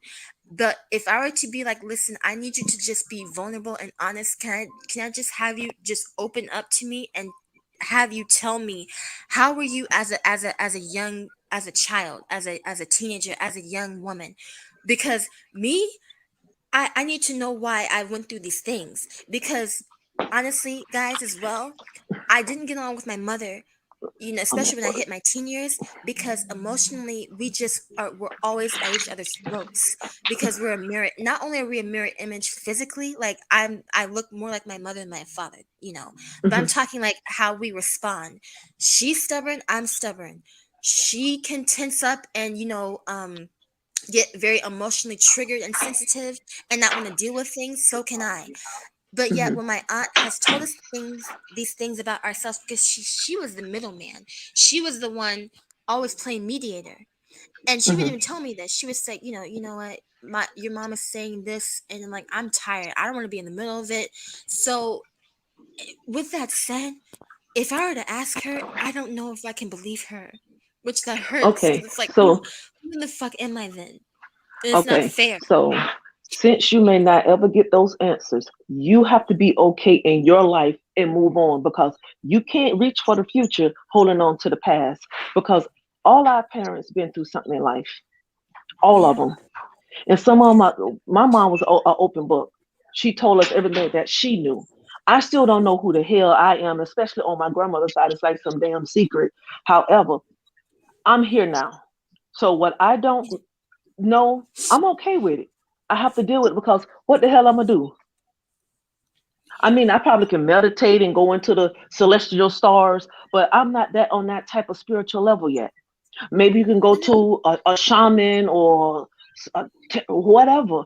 But you have to be okay without knowing who you are. If there is a lady that's an herbalist, you are her now. You are your grandmother. Yeah. You are your grandfather. And you have Embrace it. Embrace it. Exactly. Embrace the Like, talk unknowing. to yourself, and coming from within, your ancestors from within will give you the answers. You All better right. know When you it. get that ringing in your ears, pay attention. When you start smelling certain things, pay attention. When you start feeling a certain way, pay attention. The universe, through by way of ancestors, will tell you all you need to know. We just have to tune into it. Embrace it, sweetheart. Embrace it. You are very Yeah. wise beyond your years. Yeah. Very wise beyond your years. You really are. Yeah. Because And for it her has to feel nothing to this do with way, you having a mental illness. So that, nuh-uh. you almost got me ready to call the doctors and cuss them out. Well, with all that said, just as a child, I would tell my aunt, I would come home from school or she would pick me up from school, right? And, I would tell her about my day. I'm like, so and so called me this, they don't like me, because she would always ask, why don't you go out, with the kids and stuff. I'm like, they don't like me. And she would say, well, give them a chance. But I know that they don't like me. They even told me to my face they don't like me. So what I'm trying to say is this: I would be made to feel wrong for not giving people a chance. But it was really like, no, my spirit, like, listen, I know what you are. Now I don't know. I'm talking about, like, energetically. You even said you don't like me, so why would I want to open up to you and try to pretend, for you to like Understandable. me? So that. But see, going back to that wound, that has made me feel like, oh, I don't trust myself. I don't trust what these feelings are. And yes, and let's be clear, there is a fine line between being biased, but then there's a fine line too of being intuitive, and with me, it's been a battle. It still is, because again, with all the emotional gunk and the stuff that I have to purge out, still I'm talking just like having to siphon through. So yeah, sometimes with people, I tend, especially now, like I have no doubt nobody can tell me anything. And really, that's the problem too. We, as women, we're told, you don't give people a chance, you're judgmental. So what would you rather me be? Mindless and not see things like everybody else? Because that's what you're really saying. Because I've heard that too. Oh, don't judge, don't. No, I'm not going to be. I'm not going to be blind to my environment. I can't. I have no choice. I mean, individually, me as Sasha, I don't have a choice. I can't not be in an environment that is dysfunctional, and I can feel just disharmony and anger and negativity and not be But on edge or Sasha, not. is that not the world we live in though? Yeah, That's the world but at work. I'm the oldest person here besides some of the doctors. I work with a lot of young people, and the stuff they talk about, I be in my little corner in my own little world with my oracle cards, my tarot cards, and I ride in here in privacy talking to you live because we're not supposed to be on our phones. But if I want to join in the conversation, I join it. If it don't apply, let that shit fly, because it's coming at your health. You need to pull back, get into nature, find the foods that's going to nourish you. You already know because you're the herbalist. You the African herb woman. You can heal thyself. You got Dr. Layla Africa, you got Dr. Sabi, and you got everybody else. Lance's wife is a vegan. You got all these resources. So start to tap in and let's heal yourself. So now when we go back to our communities, we got proof and evidence that your work works, that you healed yourself. It wasn't the doctor at Nice Countryside or Bayfront Medical Center. It was you who healed Sasha. So when you go to see another young Black girl, I just had a patient, 32 years old, end stage renal failure, on dialysis, pregnant, and her boyfriend had to bring her McDoubles and a Pepsi for breakfast. Lady, you on your deathbed. But you know what? I told her, I said, you know what? You need to watch the documentary, What the Health. She having her second child. How long can a person live on dialysis? This girl do not pee until she go to the damn clinic to get her kidneys flushed. And you think, and got all these little lumps and bumps. You think that's cute, but she had her lashes on, child. She had her face beat. She had her little hair front lace wig on. Oh, you about to fucking die. And But not you even look cute considering though. the kids, and not even You considering the baby she bringing into this world. That's so what I'm getting to. That's what I'm saying. yeah, that's the sad part. But you know what? Those are casualties of war. In war, you're gonna have people to die, like in COVID. I'm a Yeah. nurse. They went when I was in Georgia. They said we'll give you Dunkin' Donuts, give you the joint for the jab, and all this kind of stuff to coerce us to get the vaccine. But when I didn't take the hokey pokey, now I can't lose. I was about ready to hang up. Hey, you can have this here, but who's still working? And see, the problem is, Miko, Sister Glam, we all in healthcare. I'm mental health by one, DCF by the next, right? So they call themselves cutting the country down, threatening us and all, right? Yeah. But they don't know this shit can't be ran without us. We didn't got You threat. better No, know you it. can't. We're gonna take you off the clock. We know so much because we just don't get in there and play by their way. We are observers. We pay attention enough to where, you know what, we can step out and create and own our own shit collectively together. Do they really want that? So they No, had to step back and rethink. Now we need them Yeah, too bad, so we're because gonna let what them come COVID back. did was it allowed, hey, you mean to tell me I can work from home? You mean to tell me I can really get my t-shirt business, my Oracle, my herbal business off the ground? Oh, I can get me a what the dang on OnlyFans. You mean to tell me I can make what the hell I'm up here for till 7 in the morning? Yeah. See, my job is they need a labor and delivery nurse. A robot can't come do this. Right, that's right. Yeah, because they want to threaten us that, you know. But see, here's my thing too. It's those of us who, again, who have, I don't know how to refer to us as, but we have the remedies that the entire world needs. See, because let me tell you something here. You know the irony of it all. The one thing that everybody rejects. You think it's just black people, white people. Everybody rejects African. Everybody rejects Africa. Everybody rejects the African everything. The remedies, everything. But Except the baby, resources. but we're in the age where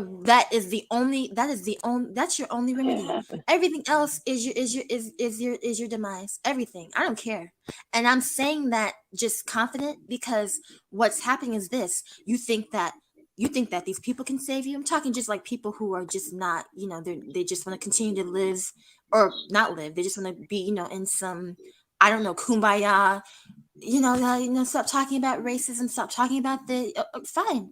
We will. Just understand that you are just going to stay where you are. I'm not wishing anything on anybody, but I'm just saying the remedy is African, which is the original. So yeah, you can't. I'm not scared of losing anything because I don't have anything to fear. What I have to fear is losing my soul and my mind and my health, but I'm not going to lose that either because again, I know what this is. Like I know what it is. I don't know about anybody else, but I'm just saying, like, there's no amount of what I don't know, accolades. I don't want to be famous, whatever the hell that means. I don't know why people even still clamor to that. I really don't know. I don't want any, you know, anything outside of just sustaining myself and my future children, you know. But even with that, I don't need your system. I have what I need. So you're not going to threaten me with these worldly you know, pursuits, if you will. Not me. I don't know about anybody else, you know, because what I know is that the ancestors are here. They've been on the scene, and that's the thing too. People don't like. They want to act like all of these, you know, the hurricanes and Mama Nature, you know, just being on the scene. It's like y'all still don't get it. It's okay. You won't get it. It's fine. But just stay away from us. That's all I want. Cause see, for me, I want us and our children to just be separate from all of this. Because I don't react to. I don't really react to anything anymore these days. I understand what you're saying, but what is the reality of that? We have to live in reality because when you're in the comfort of your own home, that's how you run your show. But when you get out here in this real world, You have, when our Yeah. lights say stop, when it's red, you just can't keep going through it. I mean, you can, but it's consequences. So we Yeah, I have know to know what how to navigate. We have to know how to navigate with our frenemies and enemies, because they ain't gonna change. So now we got to change, Oh and no, the no, I change know. has to be better. Yeah, So I'm telling you, these well, people would I rather need. give their baby formula than breast milk. They'd That's rather fine. have these That's okay. these, but that's their babies. That's Yeah, that's I that's know. Yeah, them. So if they yeah, want to take and eat, and not to make a yeah. Don't get me wrong. Like I don't listen. I like I already said. I do not. I'm an introvert. So like when I go out, amongst these mhm, these beings and stuff, these people, I actually people don't know. I don't want to say this like I'm like I don't know, but it is a tactic. People have told me I'm very charming, which I don't like compliments like that. I don't think of myself as just I just talk. I just maneuver mhm. and I communicate. But I've been told, oh, you're very, charismatic, or you're very communicative or whatever. Oh, thanks. I don't, okay, but I'm just saying, like, yeah, they don't know the difference. They don't, because I know I'm not on no. Oh, I don't talk to white people. That's foolishness. It really is. You do have to strategize. I'm just saying, for me, like, Right.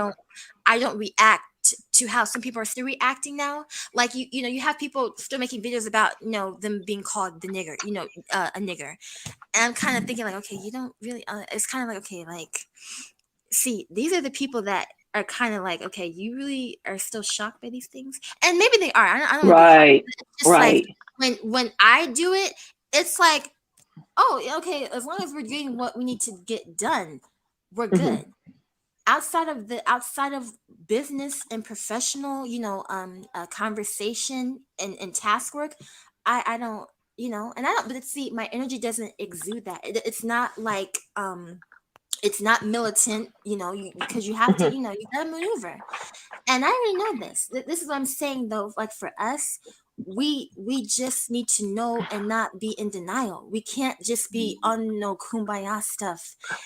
I But mean, here's the if you thing: want to thrive. we still have people that's in denial and kumbaya. We call them old niggas. However, you have to be mindful, because you Yeah. got people that's went through the Jim Crow era still living. You got these politicians that's still living. That don't want people to. There's some people that want reparations, some people don't. I want my damn check, because if I die today or tomorrow, the money that I got at this job, as far as life insurance, guess what they're gonna do? They're gonna call and give it to my daughter, because I filled out the paperwork. It's Mhm. rightfully hers. So, Yeah. but everybody that go with us ain't gonna go with us. We can't save everybody. Oh yeah, that's the truth. And for me, Give me a second. it's Yes, my boo called me. Hey, she said she feel like she got a. I know you lying. I'm gonna say this, baby girl. yeah. Continue to tell your story. I would like to hear more from you. Again, feel free to reach out to Brother Lance to get my personal information so that you and I can stay in contact. Can I do that right From this, now? I really yes, you I can. really want to Yes, you talk to, can. You like, can, I don't. Brother Lance. If you're listening in, send her over my information. I'm free tomorrow. I got a little bit I need to do tonight, so I'm actually going to get off. But I was Yeah, very yes, indeed. excited to come I'll make on and sure. just be, that listening ear for you, to let you know we're here. Sometimes, And people that you I'm don't know sorry. can wind up being, better than family sometimes. So, take Well, this no. as a new journey. Take this and allow this to help you grow. Release Well, as much as you need to. Whatever it is that you're suppressing, let it out, let it go. All right. You are who you are. And you are, and just listening to you, I am just amazed.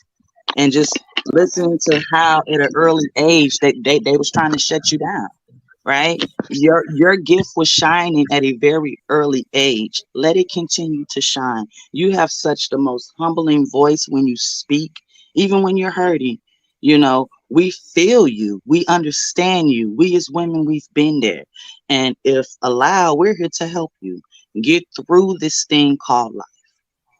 well, Okay, I thank don't you, want you breaking and down. I don't want you back in these hospitals. Listen, no yeah, You can survive off of water for up to 72 hours if you just have those moments. But when you have them very low moments, you reach out to Brother Lance. You reach out to myself. Because you know what? Sometimes all you need is a listening ear. And you feel like you can't eat the whole time we on the phone, I'm going to need you to eat a apple slice or orange something. I'll do video with you just to make sure you're consuming. And after that, give me a couple glasses of water. You are a gift. All right. And I need you to utilize that. You are an amazing young lady. You really are. And I'm happy I got Yes, the she is, opportunity to definitely. sit in, listen to this. You are Yes. very, very, very inspiring. You remind me of my daughter. You remind me of my daughter. You really do. And you know what? That opportunity come, you can see her and I, and we can have a conversation. We really can. But when you at your lowest of low, you reach out. You reach out, and I'll get you through the best way that I can, sweetheart. I really will. And I get you both connected too. So let me just interject something really quick before you Yeah. leave, Sister Hope. Yes. I'm kind of misunderstanding this person named Brew Hugh. I'm gonna read his comments. I'm gonna cuss him the fuck out. I'm First he gonna help you. said the revolutionary battleground is not the place for personal relationship problems. How inconsiderate can you be to say something like that when we're in the process of healing with our sister here who's pouring her heart out? Let me ask you something, fool. How inconsiderate and cold could you be? You the type of guy who will look at a woman just as a piece of pussy and a person to give you head and bust a nut before you toss them to the side. If you can see a sister here and all of our beautiful, strong sisters giving support to a young lady who needs it, how dare you? Who are you? What are you doing? Then he says, get that shit together before you enter the battleground. She don't have to enter no battleground if she don't want to, because the brothers are going to take care and the sisters are going to take care. And if she chooses to, there's many ways to fight a revolution. It doesn't have to be in a narrow-minded way that you think. And how dare you try to say these things to her as she's healing, and you can't be considerate. And then you said, forget perfecting social issues until you get rid of the enemy. No, it's the healing starts with us. You the kind of brother who wanted to fight hard to be up with the white people in their society, and when they turned around on you and rejected you, you got butt hurt, and all you want to talk about is white supremacy and white this and white that. It ain't about that. It's what we do now to help ourselves. You the kind of guy who focus on them, and the enemy will sneak up behind you in the form of somebody who might look like you and give you AIDS, feed you something to go crazy. I don't understand it. The obstacles being removed gotta come from the inside. How am I gonna win the heavyweight championship of the world and I got a busted arm? I got a busted knee. One of my eyes ain't working. We gotta heal ourselves up. Forget this macho, tough exterior foolishness. What are you doing in your life? Come on to the show and show your damn face. But you've been known for coming on with this stupid stuff, always wanting to be. And let me tell you something. People have been coming on in the comment sections, and I know individuals who used to come on the show who didn't like when I speak to the sisters and brothers in a healing way. And all you must do is talk about white supremacy, and you must talk about white supremacy, and you come on every day. You need to come on once a week and make the people miss you. No, I live this shit. This is what I do every day, whether I make a dime or $1 million or whatever, right? This is not about that. And all this posturing, being a keyboard warrior, saying what you want to say, again, what are you doing? What are you really doing? I've been speaking to Sasha here for years. Long, intense conversations before she even came on. And there are countless dozens of people who I speak to now that may or may not come on. Every obstacle got in my way to stop me from doing this show up until 90 minutes or 90 seconds before I did it. I'm sitting in darkness right now, working this through a phone. You understand? I set this thing up until the laptop power left out. I'm sitting here, and this is my joy. I'm enjoying this conversation. This is no place for some stupid ass conversations that are inconsiderate cold and heartless. What kind of upbringing did you have? What kind of treatment would you treat one of our sisters? If you can say this right now, that's the kind of heart you have. It's brothers like you that piss me off because you'll continue the damage of our sisters out here that the world and family and other people do. How inconsiderate. You're the kind of person that want to chastise a person for running a race with one leg. Heal them up. This is what we have to do. My God, what kind of men do we have out here in the world? It's not just about that. Cold. Look, I know people who are cold, disconnected, mad at their mamas, never had no emotion, and all they could say, oh, we must speak about white supremacy. Come on, man, battlefield and warrior. But what kind of person are you off the battlefield? And half of these guys who talk this stuff on a keyboard they don't have the balls to even step out on any kind of battlefield. I talk the way I talk in America. I talk the way I talk here. I'm watched by many organizations and many agencies in the United States. Guaranteed. Guaranteed. I'm not stopping. If they want to put a bullet in my head, let them. I'll meet them in the afterlife and kick their ass. But we don't need anybody coming here. You see the beautiful flow of the conversation. You see the healing going on. And for some reason, it irks you. Keep it up. You'll never come back here again. I'm sorry, y'all. Go ahead, y'all. And I'll make sure Sister Hope to get the information over to Sister Sasha and everybody here so we can continue on with this healing conversation. We don't need this bullshit up in here. Ego. When we heard. Absolutely. Yeah, those are the type of people we don't need. Those are the type of people that we don't. Last time, let me say something. Let me interject. He was the one who came on here the last time, and he got upset. Lance talking about homosexuality. I made a comment. He got so upset with me, but I didn't like him. But he this time was kicking about that, man. That needed to be dealt with. Yeah, those are trolls. And those are the type of people that we don't need because we can't save everybody. Everybody it's not for us to save everybody. Some of our people they're literally mentally ill. They need their own healing, and this is the time. Yeah. This is the time for us to heal ourselves, and healing ourselves is so it's deep. And our sister was saying that she's still trying to find herself and trying to find out about her family. And even me myself, when I came into my spiritual journey, which I was 27 when I started my spiritual journey, when I discovered Lance's channel, and I was going through so much spiritual warfare. I grew up with my father being a pastor and going to church every Sunday, but a lot of those things they just didn't do it for me. And I was seeking to find myself. And it was through spirituality that I had to find myself. And I was thinking to myself, well, a lot of my ancestors, I know specifically one of my aunts was involved in the voodoo practice. And so was my grandfather. And so I would think to myself, like, these are practices that are lost. And, I need to, research them. And I need to look out and find some other people to teach me so that I can learn who I am. And what I had to realize is that it's not for me to go back in time and to go pick up where they left off. I was born here at this time for this reason, born into this life at this time for a reason. And I'm going to continue my own journey. And their energy lives within, just like your ancestors' journey lives within you. And everything that you went through, every hurt that you went through, it was for you to grow and for you to learn. And a lot of times we don't understand that. We don't really understand at that moment, because we think, well, why could God allow all these negative things to happen to me? And I was hurt in this way. Why was it? But all of these things were to prepare you, and it was for you to learn to be the herbalist or whoever that you need to be.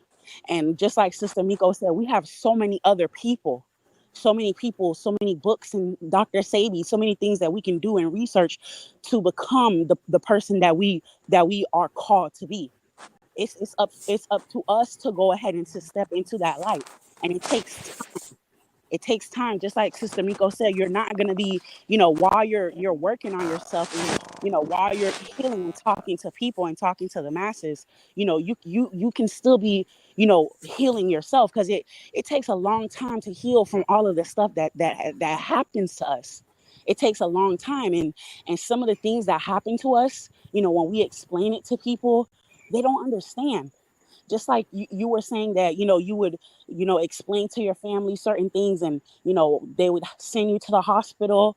Me and Mick Genre were actually talking, previously, and she was talking about certain things that happened to her. And it was the same thing. She said that her family didn't take her to the hospital until, it was very grave and very dire. And then, she said that they would act like, they were so concerned, once she arrived at the hospital. And it's hurtful to know that, you have to, be in such a desperate state for your family to actually, listen to you and understand that, what I'm feeling, this is a real pain. This is something that's real, that's happening to me. And the thing is, people aren't going to understand. They're never going to understand how you feel. They sit there and they say, well, I'm sorry that you feel this way. And, why can't you just do this? And, but the doctor said this. But no, the healing starts with you. We have to go through the fire. I know it sounds crazy, but we have to go through the fire so that we can be who we need to be. And it's okay if we don't know ourselves. Like I said in the chat earlier, a lot of people go through high school, even those popular people. A lot of them go through high school and they don't even know themselves. They don't know who they are. They don't know what they want to be. And then, because society tells us that, oh, now you're 18, you're legal. And, some of our parents push us out there and assume that we're this adult and that we're prepared for the world, but really we're not prepared. When we graduate, it's really that moment of freedom that we have to really discover ourselves and to find out who it is that we really are. That's when our journey really starts, because we're not in school all day long being dumbed down and given work to do, because that's what the schools do, is babysit us while our parents have to go to work. And our parents can't give us the love and nurturing that we really, really, truly need. They can't give it to us because they're so stressed out and worried about bills. But at the end of the day, even our parents, even our family, they will never understand our journey. And it's not for us to be the black sheep. No, we're not the black sheep. We're the chosen one. And the black sheep is something, this is an analogy, a metaphor, whatever that they came up with, that they wanted to call dark, because they call everything that's dark evil. So they came up with this black sheep. No, you're not a black sheep. We're not a black sheep. That's not who we are. We're the chosen ones. And we had to go through these things to become who we are. And I've said to myself many times when I came into my spiritual awakening, again, the same age as you, when I was 27, I came into my spiritual awakening. And I remember I was on Lance's show and I forgot who was talking, but I was like, I was sad and I was crying because I was like, I see these things. And it's like my family doesn't see it. My family doesn't see it. And you want to save them, but you can't save them. Right. It's not for you to save them. Even when you have certain discussions with them, it's like they don't understand you. And they can't understand you. They've been brainwashed too much. They don't have that open eye that you do. They don't have that open eye that you do. They don't have that open heart, because you were chosen to see that. You were chosen to see that. I remember from the school ages that, when I was younger, I kind of felt like I was slow because, I felt like I was lost. And I would tell myself like certain things like, oh, I'm so clumsy. And I would say that to people. I would say, oh, I'm just clumsy. I'd be walking sometimes and I would trip and all these type of things. Or when we were in class, certain people would be getting things and I would just be like, I don't get it. And I just had to realize that I was different. It's not that I was slow or whatever. And why was I tripping? Because I wasn't walking with my head up high. I wasn't walking with my back straight. I was, my shoulders were down. Like I didn't know who I was. And then with all the energies that we face around us, not only from families and neighbors, but the children at the schools, because we have to realize a lot of those kids, they are hurt. Even though the ones that come to school, they laugh and they smile and they're popular, everybody loves them. A lot of those children are hurt. They're going through things. Their parents are not there giving them the love that they really, really need. So then they go to school and, they make fun of you. Why? Because you're not a sheep. That's why. That's why they hate you. That's why they don't like you. That's why they tell you that, because they want to be like each other. So they sit there in their little cliques and they're all the same, just little copies of each other, doing what this person does. And you're the odd man out. And you sit there and you look, and the whole while you think that there's something wrong with you. But it's not something wrong with you. You just choose to be different. And we can see, that it's affected you to where it's affecting your health. And that's why Sister Mika was saying that you have to take care of yourself. I had to realize that too. I can't save these people. I can't save anybody. I have to save myself. When I'm going to live, my children are going to be here. My parents might be getting older and they might be gone. But guess what? I'm still going to be here. My children are going to still be here. So it's up to me. It's up to me to change their future. And after you've been speaking more and more and you're aware of these things, you might just be a little confused or, a little scared because of, just all the traumas that you face. Like all of us, we've all had trauma. I had my own traumas that caused me to actually be overweight. That was my trauma, being overweight. And all of these little things, not being able to walk with my head up high and worried about what people think about me, not having, the name brand shoes, all of those things affect us, as materialistic as it sounds. Those things affect us and they affect our self-esteem because of the things that people say to us, the things that they do. But as we grow and as we become older, it's up to us to save ourselves. It's up to us to put that smile on our face and to heal ourselves, because we deserve that. You deserve that, Thank you. Yeah. Oh, Sister Master Clam. I love you guys so much. I don't know if you really understand. I'm not gonna cry anymore. I need to just, I really, really love you guys, because all my life I feel what's been missing is that eldership, because for me, I know for sure that I need my ancestral, elders, my women, I'm talking like, those who came before me to keep me on the straight and narrow, because I've already seen enough, and it's not being like holier than thou, being, haughty. It's just I see the destruction day in, day out. And I'm not saying like, I'm torturing myself, but just it's so crystal clear that I know what I need to do. And and it's with me, so I need that I need some guidance, I need something, because again, with my trauma, as it's kind of strange, like certain things I just have not experienced because of that, though. For example, I've never been to a club. I've never had like, a wild party phase. Um, when I turned 21 years old, me and my aunt went to a restaurant, and they just offered to get me a drink, just to see, it's like, oh yeah, 21, celebrate. And I said, no, I don't want to. And I took 3 sips, but it was for them though. It wasn't because I wanted to, because again, with my whole health thing, why would I subject myself to that? But just to make them happy, I did 3 sips, and it burned my throat, and I'm like, I don't get the appeal.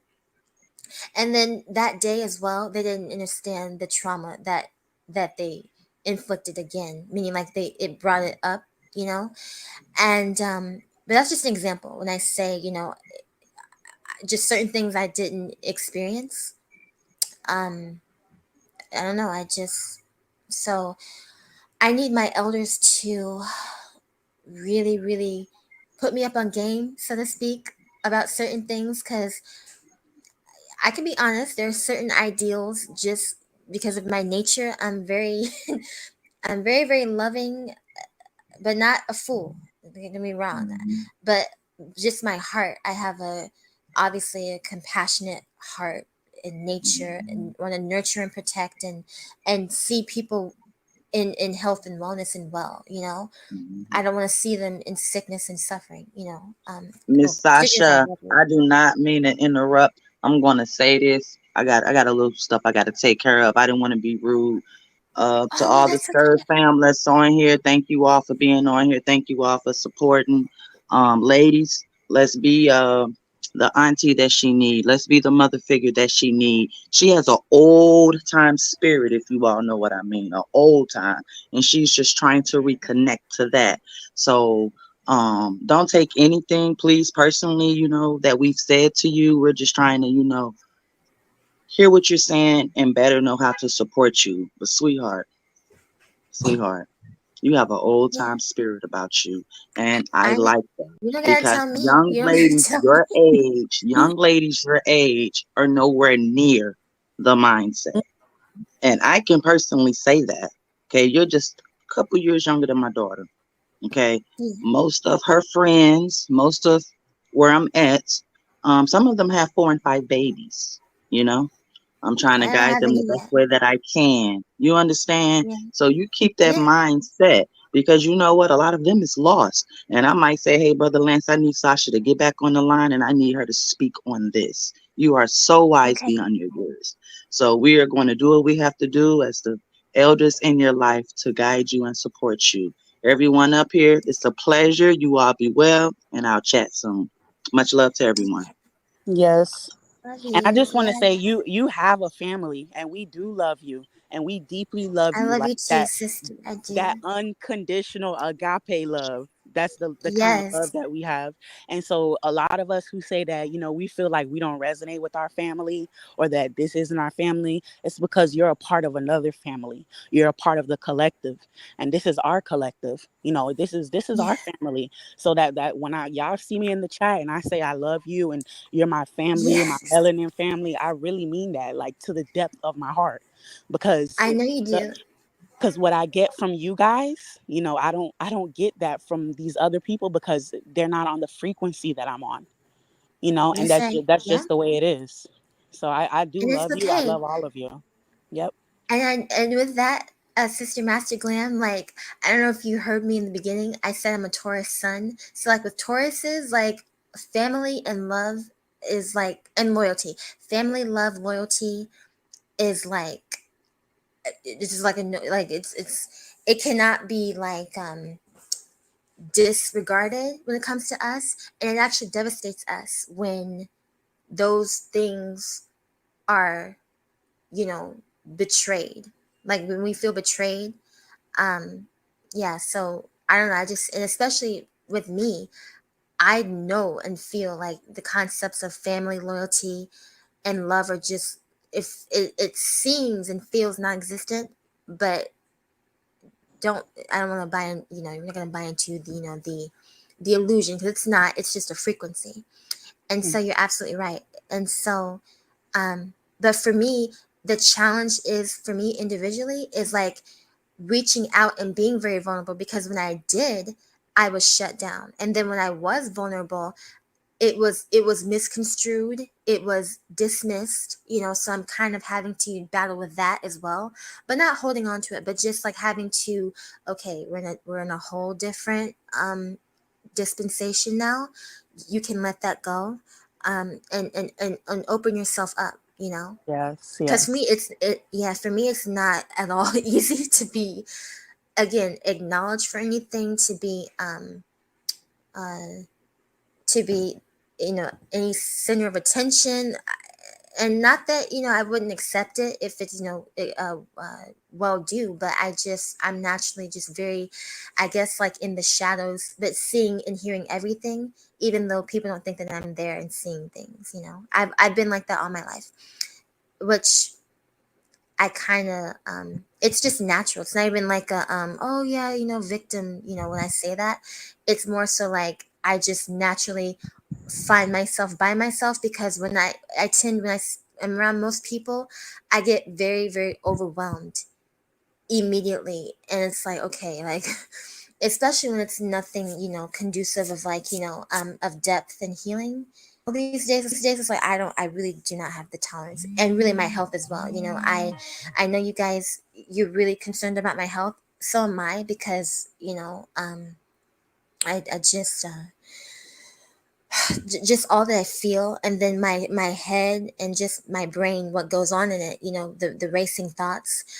I I've yet to develop strategies to deal with that, but I'm learning, so yeah. And I understand what you mean about being a Taurus. My Venus is in Taurus. My Mercury is in Taurus. Both of my children are Oh, actually Taurus, and my daughter's a double Taurus. She has Taurus sun and Taurus moon. So I do too. I definitely I as understand. well. Oh, Yep. you do? Yeah. So yeah, so I know it's about the values. Taurus really cares about values and tradition. Just like I was listening to you. I know you said that your mom is a Capricorn. So that Yeah. you guys both had that earth energy, so that's Yeah. probably what you were feeling, when you were growing up. And yeah, astrology, um metaphysics, it all has to do with everything. So I definitely understand where you're coming from, in regards to, speaking of your sun sign and stuff. And sometimes, what I discovered about myself is that, Hmm. when we don't feel like we are like living up to, um, what we're supposed to be, like what our soul needs, I find a lot of Yeah. times because we're not resonating with that sun energy. Like I'll Hmm. use myself for example. Like I'm a Gemini sun, and so Okay. yeah, so it takes for me to communicate with people and stuff like that, learning things. That's me, living up to my potential. And a lot of times, Hmm. don't when we don't follow what our spirit wants, what our soul wants, we start to deteriorate away. And Hmm. some people, they might not see it that way, or they might not even know that, or they might think that it has nothing to do with astrology, or they might find other words to use for it. So they Hmm. might not even think of it astrologically, but they might think that they're depriving themselves of certain things, so they know that this is why certain things are happening to them. So I definitely resonate with you when you speak about the astrology and stuff like that. So I definitely Well, know where you're coming from. well, yeah, and what I have found thus far, I'm not where I would like to be in my clarity and understanding, but I found just my birth chart alone, like, let me just stick to the health, aspect for for now. Um, I have certain placements and a planet in my sixth house, which is the house of health. It's Hmm. Virgo. That pinpoints. Oh wow! So the health thing is really adamant in my Yeah. life. So, and I'm just saying that to say, like, yeah, the astrology thing, it's more than it being glamorized, and I know that it's now you know uh and glamorized and in vogue now, but it really goes so deep. And again, like I said, or if I did at all, it's us. It's originally African indigenous, right? Astrology, numerology, medical astrology, astronomy, the stars, right? This is not some new age um all of a sudden, it's us. And Yeah. so yeah, and it's just, and see, for me, I I'm starting to incorporate that into my own healing, obviously, but then too, potentially I can help somebody. That is only if they speak that language, because I don't I don't speak in astrological terminology if the person doesn't know, like, oh my god, what do you mean by that? So but yeah, that's good that you are into astrology yourself, because you know, in my family, just like, trying to be joking with them before I had to flee from them. I would say, Teeth, you're a Virgo because she's born September 19th. So you're so meticulous Wow. and you're perfectionist. And it's like, yeah, this is not a joke. And uh, my grandmother who died August 2002, she's a Gemini as well. She's actually May 31st. Mm. So, Yeah, so I don't know. And even from the age of 18, I started my birth chart and I'm like, because my birthday, I liked my birthday, and I'm like, okay, May 16th, 1996. I'm like, okay, I'm a Taurus sun, and then I discovered I'm a Taurus moon, and then all this stuff, and just from there, I was fascinated, and then it just happened. I've used that to, pinpoint certain things about myself, and it's worked thus far. But I'm telling I'm not you. where I need to be. Yeah, Yeah. It it's doesn't deep. matter. You're getting there. Because actually my son, I'm a Gemini son, but my son is in the 6th house. So those are the Yes. those are the things that I realized I had to work on. It's certain Yeah. I had to work for service. Like I think Lance spoke about this his different jobs and stuff like that previously Uh-huh. on another show. And when I was growing up from the age of 16, I always did some kind of service. And when I tell you Wow. I hated it, it was the worst thing to me. I worked at Mm-hmm. Walmart for 5 years. And while I was Mm-hmm. working there, I would always say to myself, like, golly, I was in nursing school, but, I still had Yeah. to have a job, to pay for my car and, just take care of Yeah. myself. And I would just always Mm-hmm. say to myself, like, why am I here? Why See? do I have to work? And Yeah. I've come to realize that my son is in the 6th house. Like, I have to do this. And with my son being there, like wherever our son is, it's usually where we have to do the most work. And we What? don't like Yeah. that. Mm-hmm. We don't like that. Yeah. We'd rather be in our Venus placement, which my Venus Mm-hmm. is Taurus, and I'm a cosmetologist. So I love doing hair and makeup and all that type of stuff. I love cooking. Yes. I love eating. So like Yes. that's what I love to do. But I realize that my duty in this life is of service, and Wow. I also have Capricorn in my first house. Like depending on what system it is, it's in the first house or Mm-hmm. the 12th house. And that's What? another thing Okay. that I realized is as well you speak with the astrology, and with it kind of opposing my 6th house. Mm-hmm. Saturn is the planet of discipline. So Yes. I had to realize certain things, that okay, I need discipline in my health, I need discipline in myself. Oh my. It was Yeah. a lot of things. It's a lot of connecting, and just like you said, a lot of people, if they're not really into astrology and certain things, they're not going to know what it is that we're talking about. But when you really dive deep into it, it really starts to help you to heal, and it really It starts to really help you does. to understand yourself. So Wow. And you are, you know what, sister, you are speaking like so deep, because that's how I like my chart. I already know like the back of my hand now, because I've just made connection stuff. Like how, okay, so you said your son is in the 6th house. mm-hmm, My son is in the 11th house, which is the mm, house of of Aquarius, course. the house of the house of the collective consciousness. Mm-hmm. So not only my sun, my moon, Mercury, and Mars. So I have a stellium. Wow.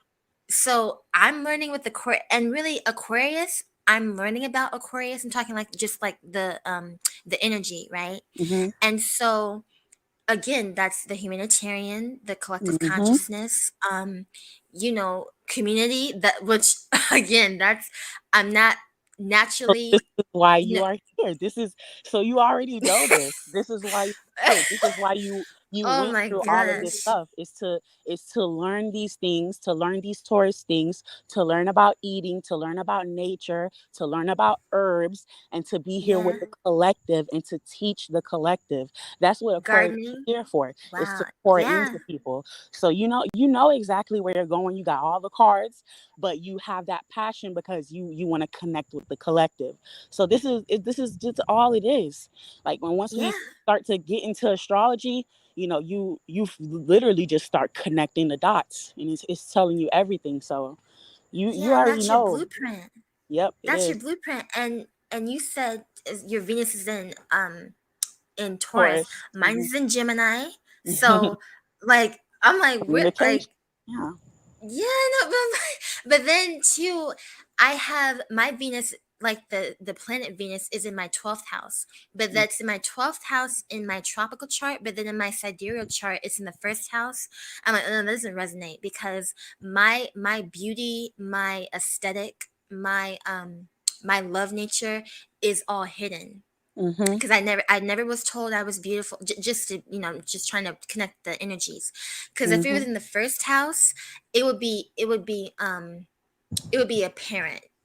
Not saying it isn't, but it just resonates with me, just connecting the dots of how my Venus nature and the expression of Venus is hidden in the 12th house. It's dissolved, because the 12th house dissolves everything. It's the last house, and I'm going in deep, guys. So I'm sorry if I'm not sounding like what you're talking about.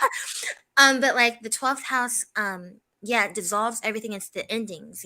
People think it's Scorpio that is the death, but it's really Pisces, because Pisces Mm-hmm. 12th house Neptune.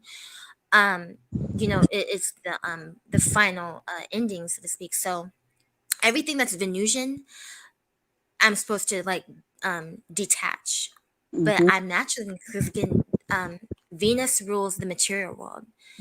Hence why I am in no way, like, I don't desire worldly things. Now, yes, I desire to have stability, but I don't desire, the yearnings of like, oh yeah, I want superficial things, because it's in the 12th house. And I'm like, damn, this goes so deep.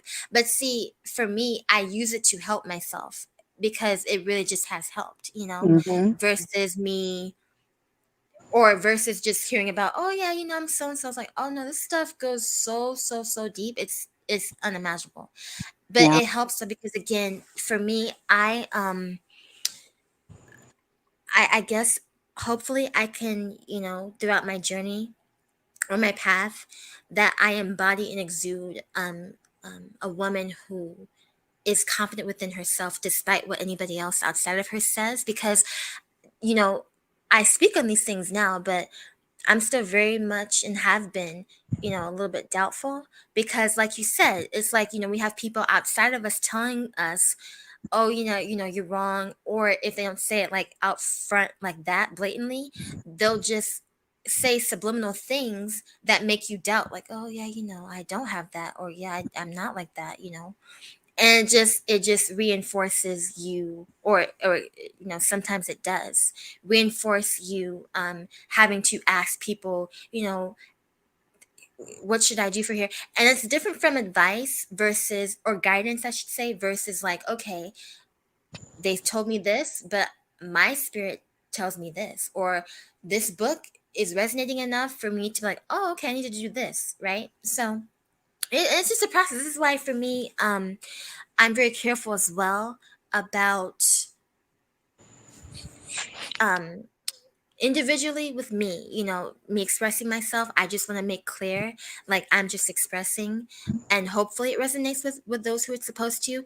But I'm not one to be preacher or leader. I don't know how people can do that anyway, because I'm like, wow, that's a hell of a task. And even then, with this whole spiritual awakening and journey thing, it is incredibly, incredibly sacred and intimate. This is why this technology and all these devices is for me individually. This is my perspective.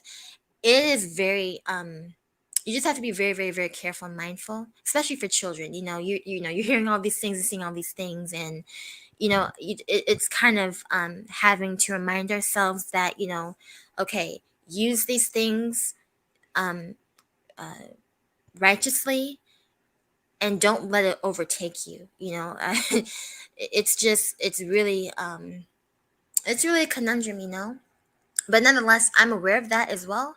So for me, I'm just saying, like, I'm just very careful to just express, and just be an inspiration enough, hopefully, and just to be, again, a source of, uh, a nurturing source, if you will, like a comfort zone, to let you know that you're not crazy. You're going through these things, like you said, you're going through these things for a reason, but don't stop. And again, preserve yourself, take care of yourself. It's going to be okay. um Reach out. I know it hurts. I know it's hard, because again, I know it's not easy. especially when you've been, rejected. It seems like, okay, what's the point, And I just want to ensure those who I'm supposed to, because it's not everybody, it's not even most people, because again, it's a frequency thing, that we're here for you. I'm here for you in my own way, a comfort source or whatever you need me to be. Yeah, because I just I really know for truth now that I am not for the world. I'm for I guess for broken souls, but broken to help them to revive themselves, right? To help them to help themselves. I know I'm not for the world. I know, and it's great to know Who that. would want to be for this world? Well, I don't know, well, I mean, you say I'm thinking some things right now, and it's like, so yeah, but yeah, I'm gonna go because I am feeling very, very drained, and I probably talked enough for now. This is just an introduction for you guys, and to officially connect myself with the family, because you know like I said to Uncle Lance, I have been tuned in to the show since 2018, so the last 5 years, and I've just been listening in, but I didn't reach out until, like he said, we've been talking like outside of the show, but this is like my first official like being, speaking and stuff, so it's like we can do like a part 2 or something like that, but until next time, Of course, I whenever can, you're yeah, ready. yeah. So but yeah, guys, so I love you all of you. And even if I never meet you physically in person, I'm here. I'm on my path doing my work, even though it's not easy. Sometimes it's like, okay, I'd rather just fade away. And I don't mean that to be, don't worry when I say that. I'm not going to do anything. I'm just saying, like, those thoughts, I'm just being honest, those thoughts kind of cross over sometimes. But it's like, no, you're not doing this for you. You're doing this for the future of your children, your grandchildren, the continuum of you, and for those who need you, like right here, Yes. right now. So you don't have a choice. So, so yeah. And I'm Yes. going to get the numbers to everyone who wants it. Your number, and switching and Yes. connecting everybody up. And whenever you're ready, and whenever you feel to come on again, whether it's recorded or live, I'm like a fireman, and I live for stuff like this. And just call me, and we're going to be on immediately. Okay? Alrighty. I love you guys. Love you too. Yeah. Thank you. Okay. Thank you so much, sister. And we'll talk tomorrow. Yeah. Okay. Lance, All right? Lance, I just wanted to say one thing before we end. That this place is a place for healing. And even though we have our warrior spirit and, we speak about certain things, we speak about liberation and all these type of things, our people can't move on until we heal. All of Yes. us need healing. Some of us are choosing to heal, and some of us choose to live in our filth and be oblivious to certain things. So it's not for us to come on here and to spew hate and negativity and to down our people and to tell others that they need to fix themselves or whatever before they come and speak to people. That's not what this is for. That's It's right. defeating the purpose. Our job is to help each other heal, and until we heal, until each of us heal, until all our Black people heal, the people who want to move on and do something for our people, to set ourselves free spiritually, physically, and all of that, we will never heal. We will never do that. We will never do that until we heal as individuals. Yes. Yes. Beautifully said. And I wish I had said what I said with just as much dignity as you just said, but it No, pissed me because off. you wanted to kick his butt, and I Oh yeah. understand, because it's disrespectful, and I only said it the nice way because I respect you. When you were speaking, I was already getting hot. but it's very hurtful to see like the way that some of our people act, and we think that Yes. this is bringing unity and that this is how we're supposed to come together. No, it takes for us Mm-hmm. to take, sometimes we have to take a step back and we have to look at our wounds and we have to see where we came from. And just like Lance spoke about earlier, you don't know who you're helping. People could be listening to this message and they resonate with her and they resonate with the things that she went through, and they see her spirit and they see that no, she not only has she been hurt and whatever, but she's working through that. She has that spirit of wanting to do stuff for the collective and for herself. She's not laying down Yes. and dying. So that's not what this is. This isn't that martyr energy. Mm-hmm.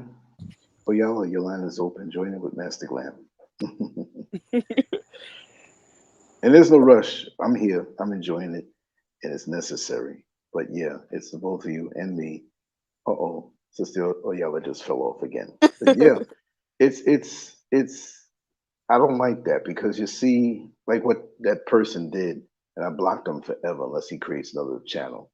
But I've been getting people that have been coming at me like that because I guess they feel I need to be this guy who is just talking one way. And my life experiences are so broad, and the sensitivity, yes, Ayala has returned. Um, Sensitivity to certain things. And my mother and father, we had a great relationship with each other and with me. And my mother was a healer and a motivator and an encourager. And many years after she transitioned, people came to me to let me know what she did for them in their life. And this is before the internet. And I have that part of me, that that's the right thing to do. And when these fools think there's only one way to fight a revolution, okay? Revolution doesn't necessarily mean guns and getting on the battlefield. It's a change in your mind, your demeanor, your heart, and in your thinking. And we need nurses, we need cooks, we need people who can deal with those warriors who may have PTSD. It's not always about grabbing a gun and being macho and you can't do anything unless you know. The real warriors will step off the battlefield and come and embrace a Right. sister without looking for sex, just to say, hey, listen, I love you. I'm here to protect you. And no matter what, unconditionally, no matter where you find yourself. And Yeah. that's what I don't like. I mean, I talk crazy on the show sometimes, but it's never any disrespect. It's all love. And I have a deep love for my people. I have a deep love for our sisters, even if they don't understand themselves.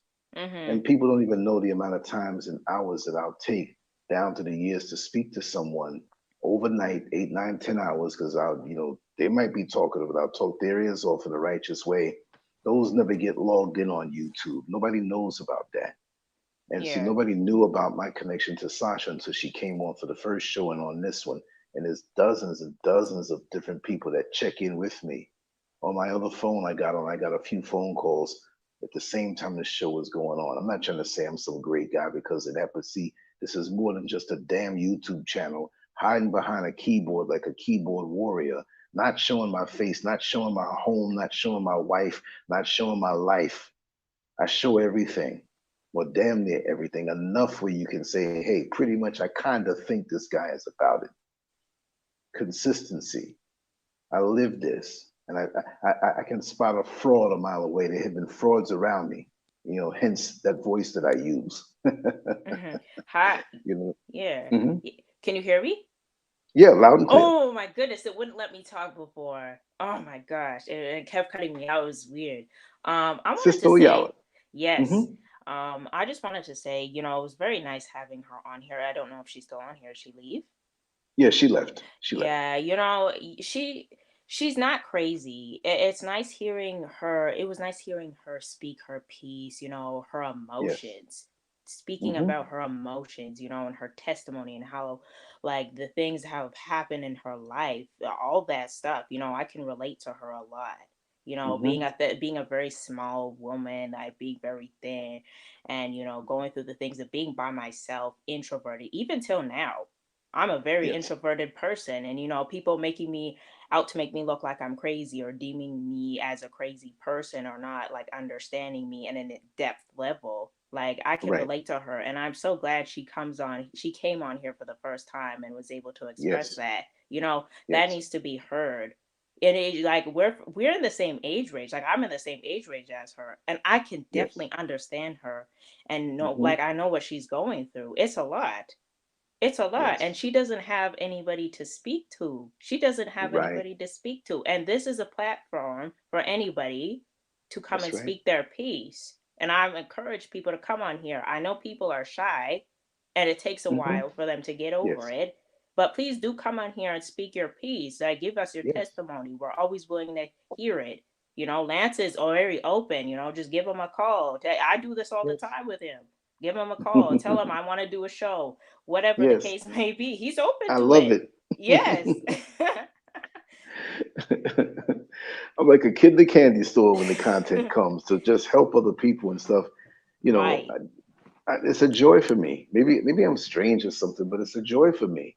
I mean, I love doing it Mm-hmm. and expressing and connecting, but when others in the family and even people who say, "Well, I'm not in that circle," no, come on in and give it a shot. Mm-hmm. It's family You over know, here. Yeah, it's exactly. family over here. Like, you even coming over here and being able to talk, having the conference, like, I feel like I'm understood over here in this space better versus Yes. everybody outside of me or who I'm around. Wherever you work, whatever your occupation is, whatever you do in life, for me, it's here. It's here around you guys. May not be physically. Right, right. But I feel the same way too. The- Yeah. the- I think of each and every one of us in my day, Right. all day, every day. And I got the cameras. I'm like, oh man, they're gonna enjoy this. You see what I mean? We have a cyber Mm-hmm. home here, and it's like I'm out there, and I'm like, like you have a family member who likes a certain type of cookie. It's like, oh, well, those cookies. Let me bring some home.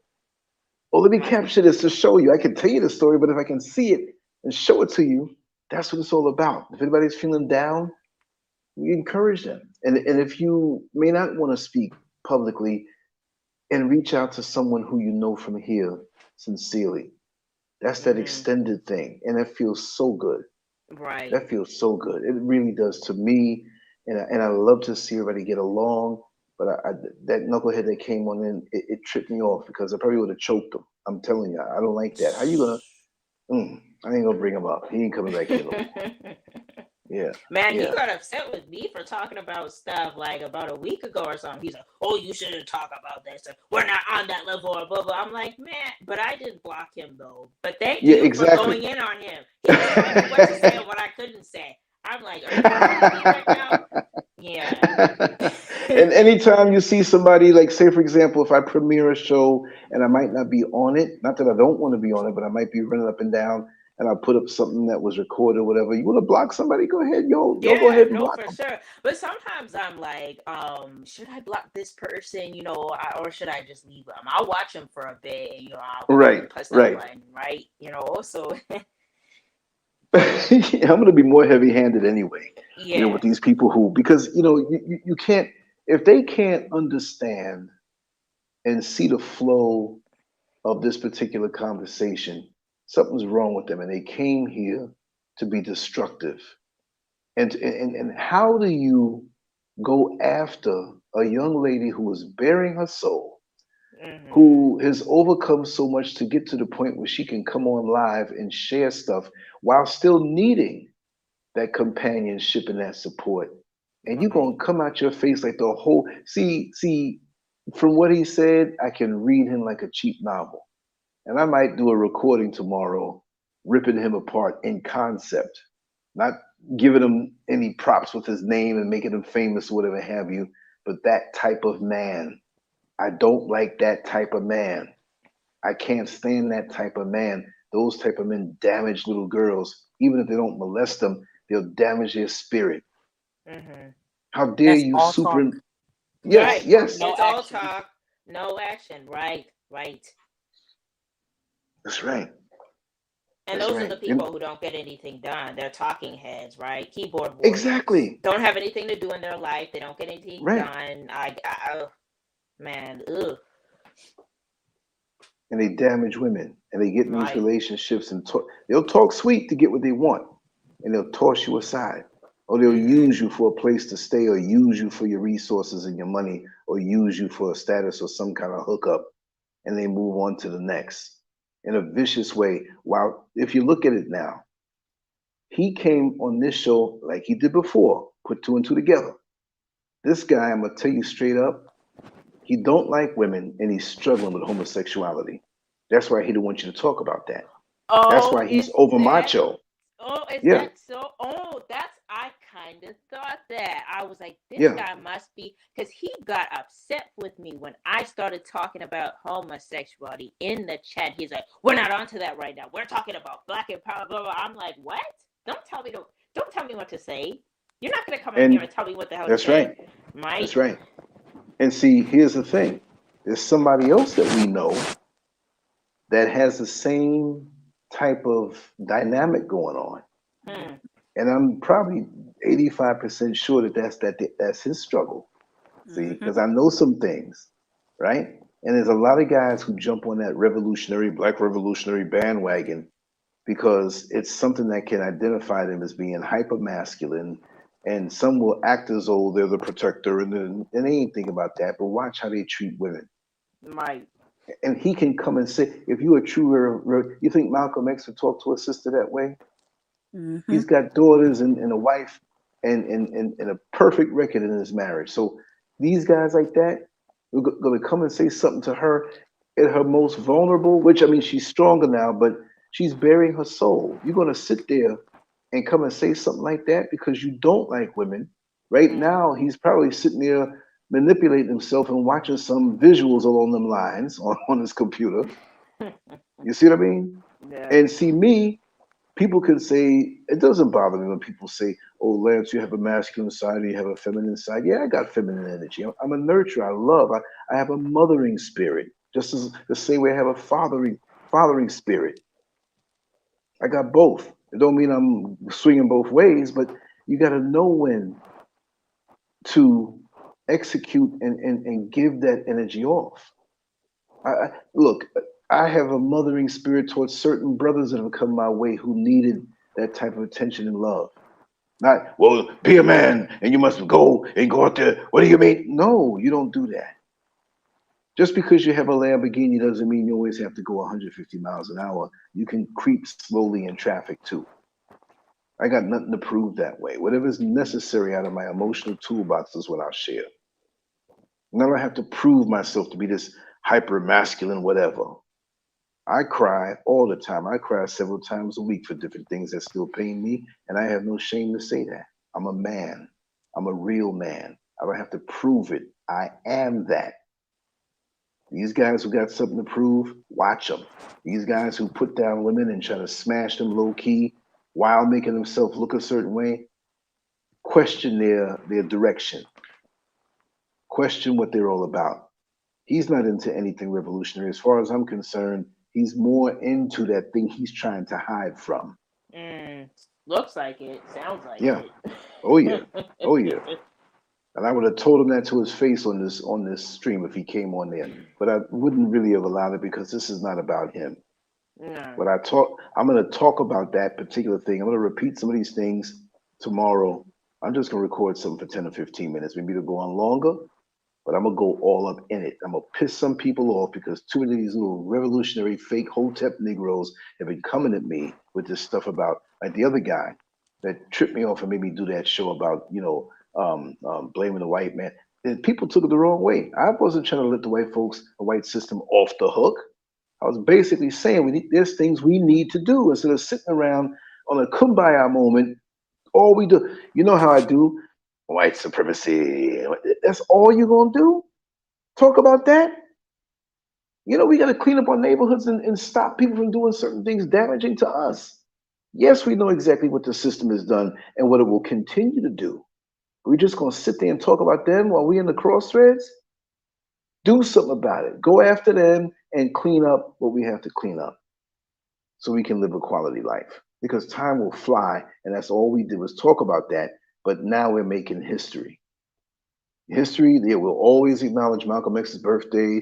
For those who, Martin Luther King, whoever, Marcus Garvey. But who are the Marcus Garveys and Malcolm X's right now?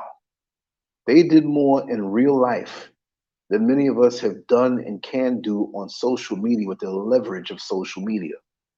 Imagine everybody had a phone back then in those days, how many clips we would have. Even looking back at Muhammad Ali, who was not a perfect person, wasn't perfect by a long shot, but he did in a period of not having social media more than people have done here. They're still finding clips of this man. So we have this advantage. We have a library, we have encyclopedias in our hand, up to date. People say, man, Lance, you do a lot of content. I don't do enough. Once things settle down, I'm going to do more, but it's not just content. It's using it as a real thing, but getting out in real life. If I was there in America right now, I'd be visiting everybody, coming around, doing things. You know, here's a different culture, a little different way of doing things. I'll do it here to a point because a lot of them don't understand me because their minds are not elevated to that point. Not that I'm better than anybody else. But when I start talking about Jesus, they're going to reject me. So I have to tailor what I do. Some of them see me on the street. I saw what you talked about with Jesus. You are going to go to hell. So yeah, you living in the hell with the oppressors over you right now. You know what I mean? So you have to tailor what you say according to. Every fighter can't fight the other fighter the same way because you got different styles. You have to be able to adapt. I can get down with the worst of them and talk some dirt. I've done it in jails and prisons where they understand me, where I'm coming from. I'm not going to bring that talk home. I'm not going to talk to somebody who needs a gentle kind of talk, caring and loving to them like that. You have to be able to adapt. I speak many languages, although I only speak English. But within the English language, I speak many languages. You see what I mean? And I'm receptive to who I'm speaking to. Just want to say that I spoke with Irritated Genie. We're going to try to decide when we're going to come on soon. And yeah, I just spoke to him about maybe 15 minutes ago. So we're on board. And when I do that, of course, I won't be able, not to change it, so I just want to interject that since it crossed my mind. It won't be on YouTube. It'll be on the site, but it'll be on Rumble embedded on the site. It'll be on the home page on a separate page, but it'll be blasted out there when we do it. Trust me, everybody will know. Like, yo, I'm tired of hearing it, Lance. I know we're going to have the show with him on here. I will make sure everybody knows. And I'm looking to do so much more stuff. And like I said, I want to thank you all. I really love you all. You really make my day. You're in my heart. And that's why I work so hard, because it's not even hard work. It's a joy. It's a joy. Let me tell you, on the frustrating side, I sat here today and I had this GoPro footage that I wanted to put out.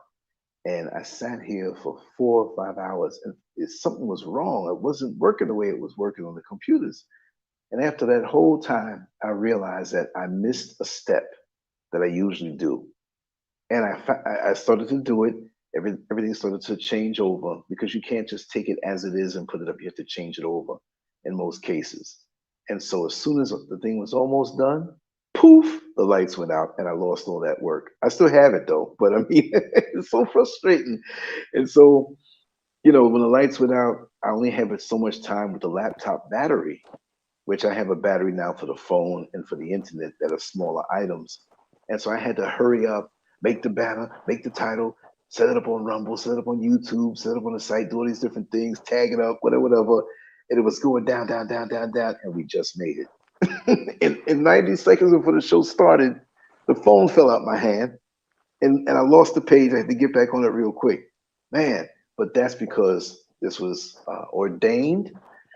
This is necessary, and it'll go down in the whole bunch of shows we have is one of the good ones, as they all are. But this one was extra special because you all came on, and Hope, Miko, Oyala, Master Clam, and those in the chat room who couldn't make it to talk, but you're in the chat room, and I truly appreciate the collective energy, and it's phenomenal, and it just makes you want to cry sometimes. I'm so happy to have you all in my life, you know?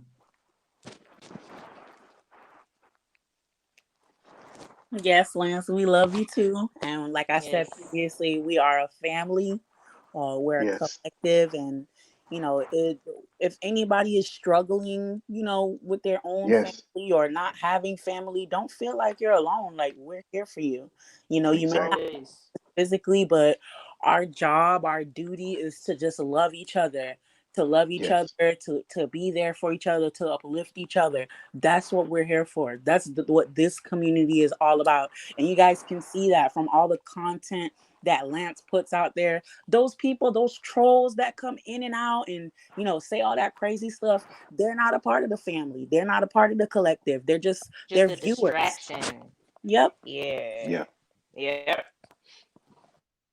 That's true. That's Yeah. true. And they love to come at me. Not even on the show, but I'm just saying emails, text messages. I'm like, God, dog. Then I can let them have it for real. Yeah, so the show doesn't have to end.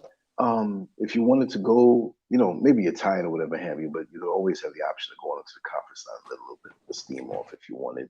Sister Gifty, I see you there. I'm gonna be sending you a message soon. And yeah, everything to Genie, just a matter of working out the date. I want to get them on ASAP.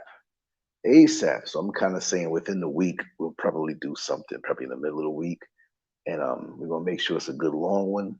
And he's gonna bring it, and he doesn't have to hold back any words, because you know when I had him on YouTube the last time, they shut me down. And those people who Kanye West had a problem with went after my site and tried to shut that down too. That's when I knew it was real.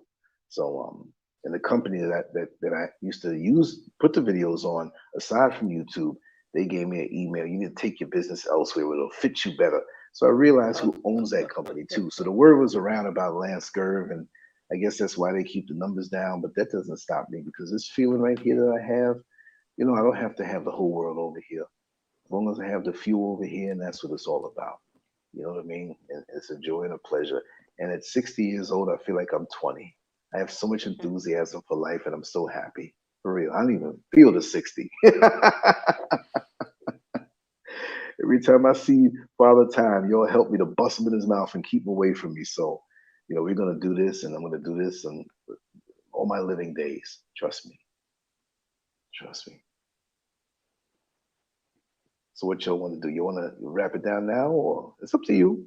It's up to you. If you want to talk a little more or whatever. You know, because I'm on the phone, so it's not like I have my equipment fired up, because I'm sitting here in the darkness. It's funny. As soon as the show's over, the lights are gonna come on. I know that's how it is, but it was raining really bad. I mean, man, during the show too, it was coming down. I had to close the windows, sideways rain coming in. I'm like, God, dog, And when it stopped raining, I think, or maybe it's drizzling, but the pump doesn't work downstairs to pump up the water, so now the water's out. So I was like, listen, if this rain keeps up like this after the show, ain't nobody out there. I'm going out there naked and take me a shower under rain. Mosquitoes can't get me, But yeah, I'm gonna wrap this down. If anybody wants to go into the conference line, they can do so. It's gotta be 2 or more. And I'm gonna, in the dark, I got some little USB powered lights that I can use to straighten up and do some things. I'm gonna take a little sponge bath and come up with some more stuff. And Yes. I'm happy. I'm happy we did what we did today, and it brings me joy to make somebody feel good and to bring clarity into their life. And I can't do it all by myself. You know what I mean? So y'all came on and just, poured out your heart and everything. And I know she's gonna sleep good tonight, because everybody needs somebody to talk to. Yes, indeed.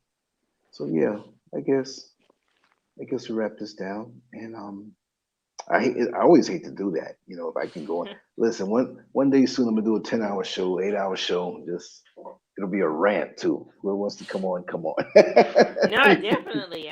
Now you gotta do that. But yeah, thank you. It was nice having her on here. Very nice having Yes. her on here. And encourage her to come on here some more.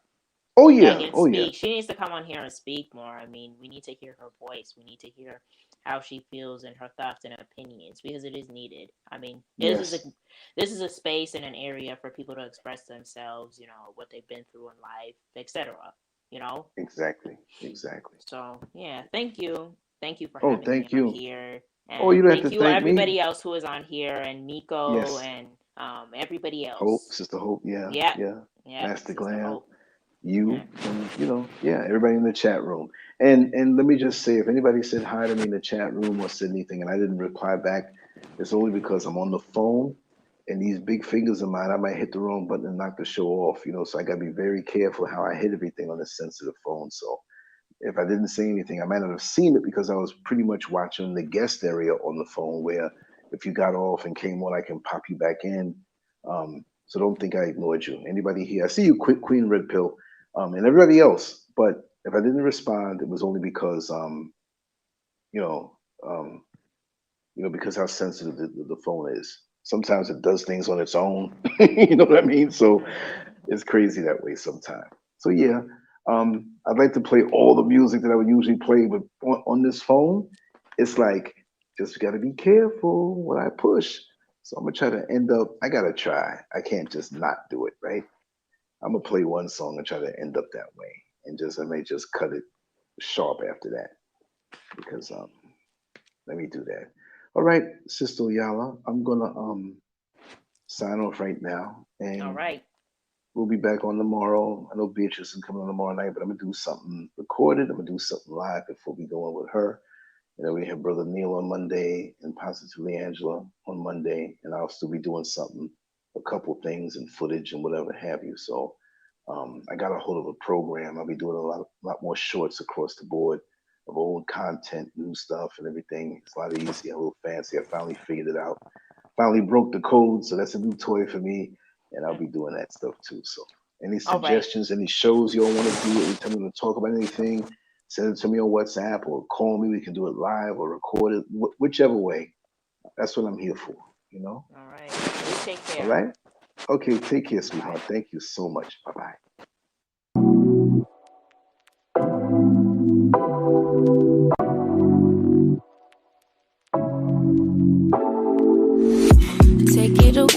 Take it away, feeling too good to me. Chilling all day, all in your space is where I wanna be. Here in this room, what did you do? I just can't get enough. Too caught up in your love. I've been trying to forget, but you won't let me. Something in my brain wants you. I've been hanging by myself, asking for help, but nothing seems to work on you. Yeah, you always make me feel like home. Yeah, you never leave my thoughts alone. Yeah, you're the reason I'm going out my mind. I just can't stop thinking about you.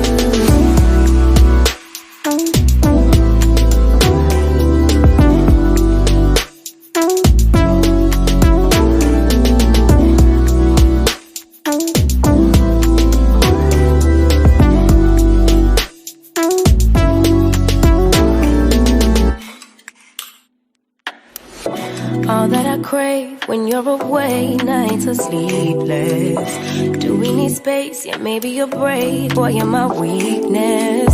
Give and we take, the love that we make, it's my favorite drug. Too caught up in your love. I've been trying to forget, but you won't let me. Something in my brain wants you. I've been hanging by myself, asking for help, but nothing seems to work on you. Yeah, you always make me feel like home. Yeah, you never leave my thoughts alone. Yeah, you're the reason I'm going out my mind. I just can't stop thinking about you.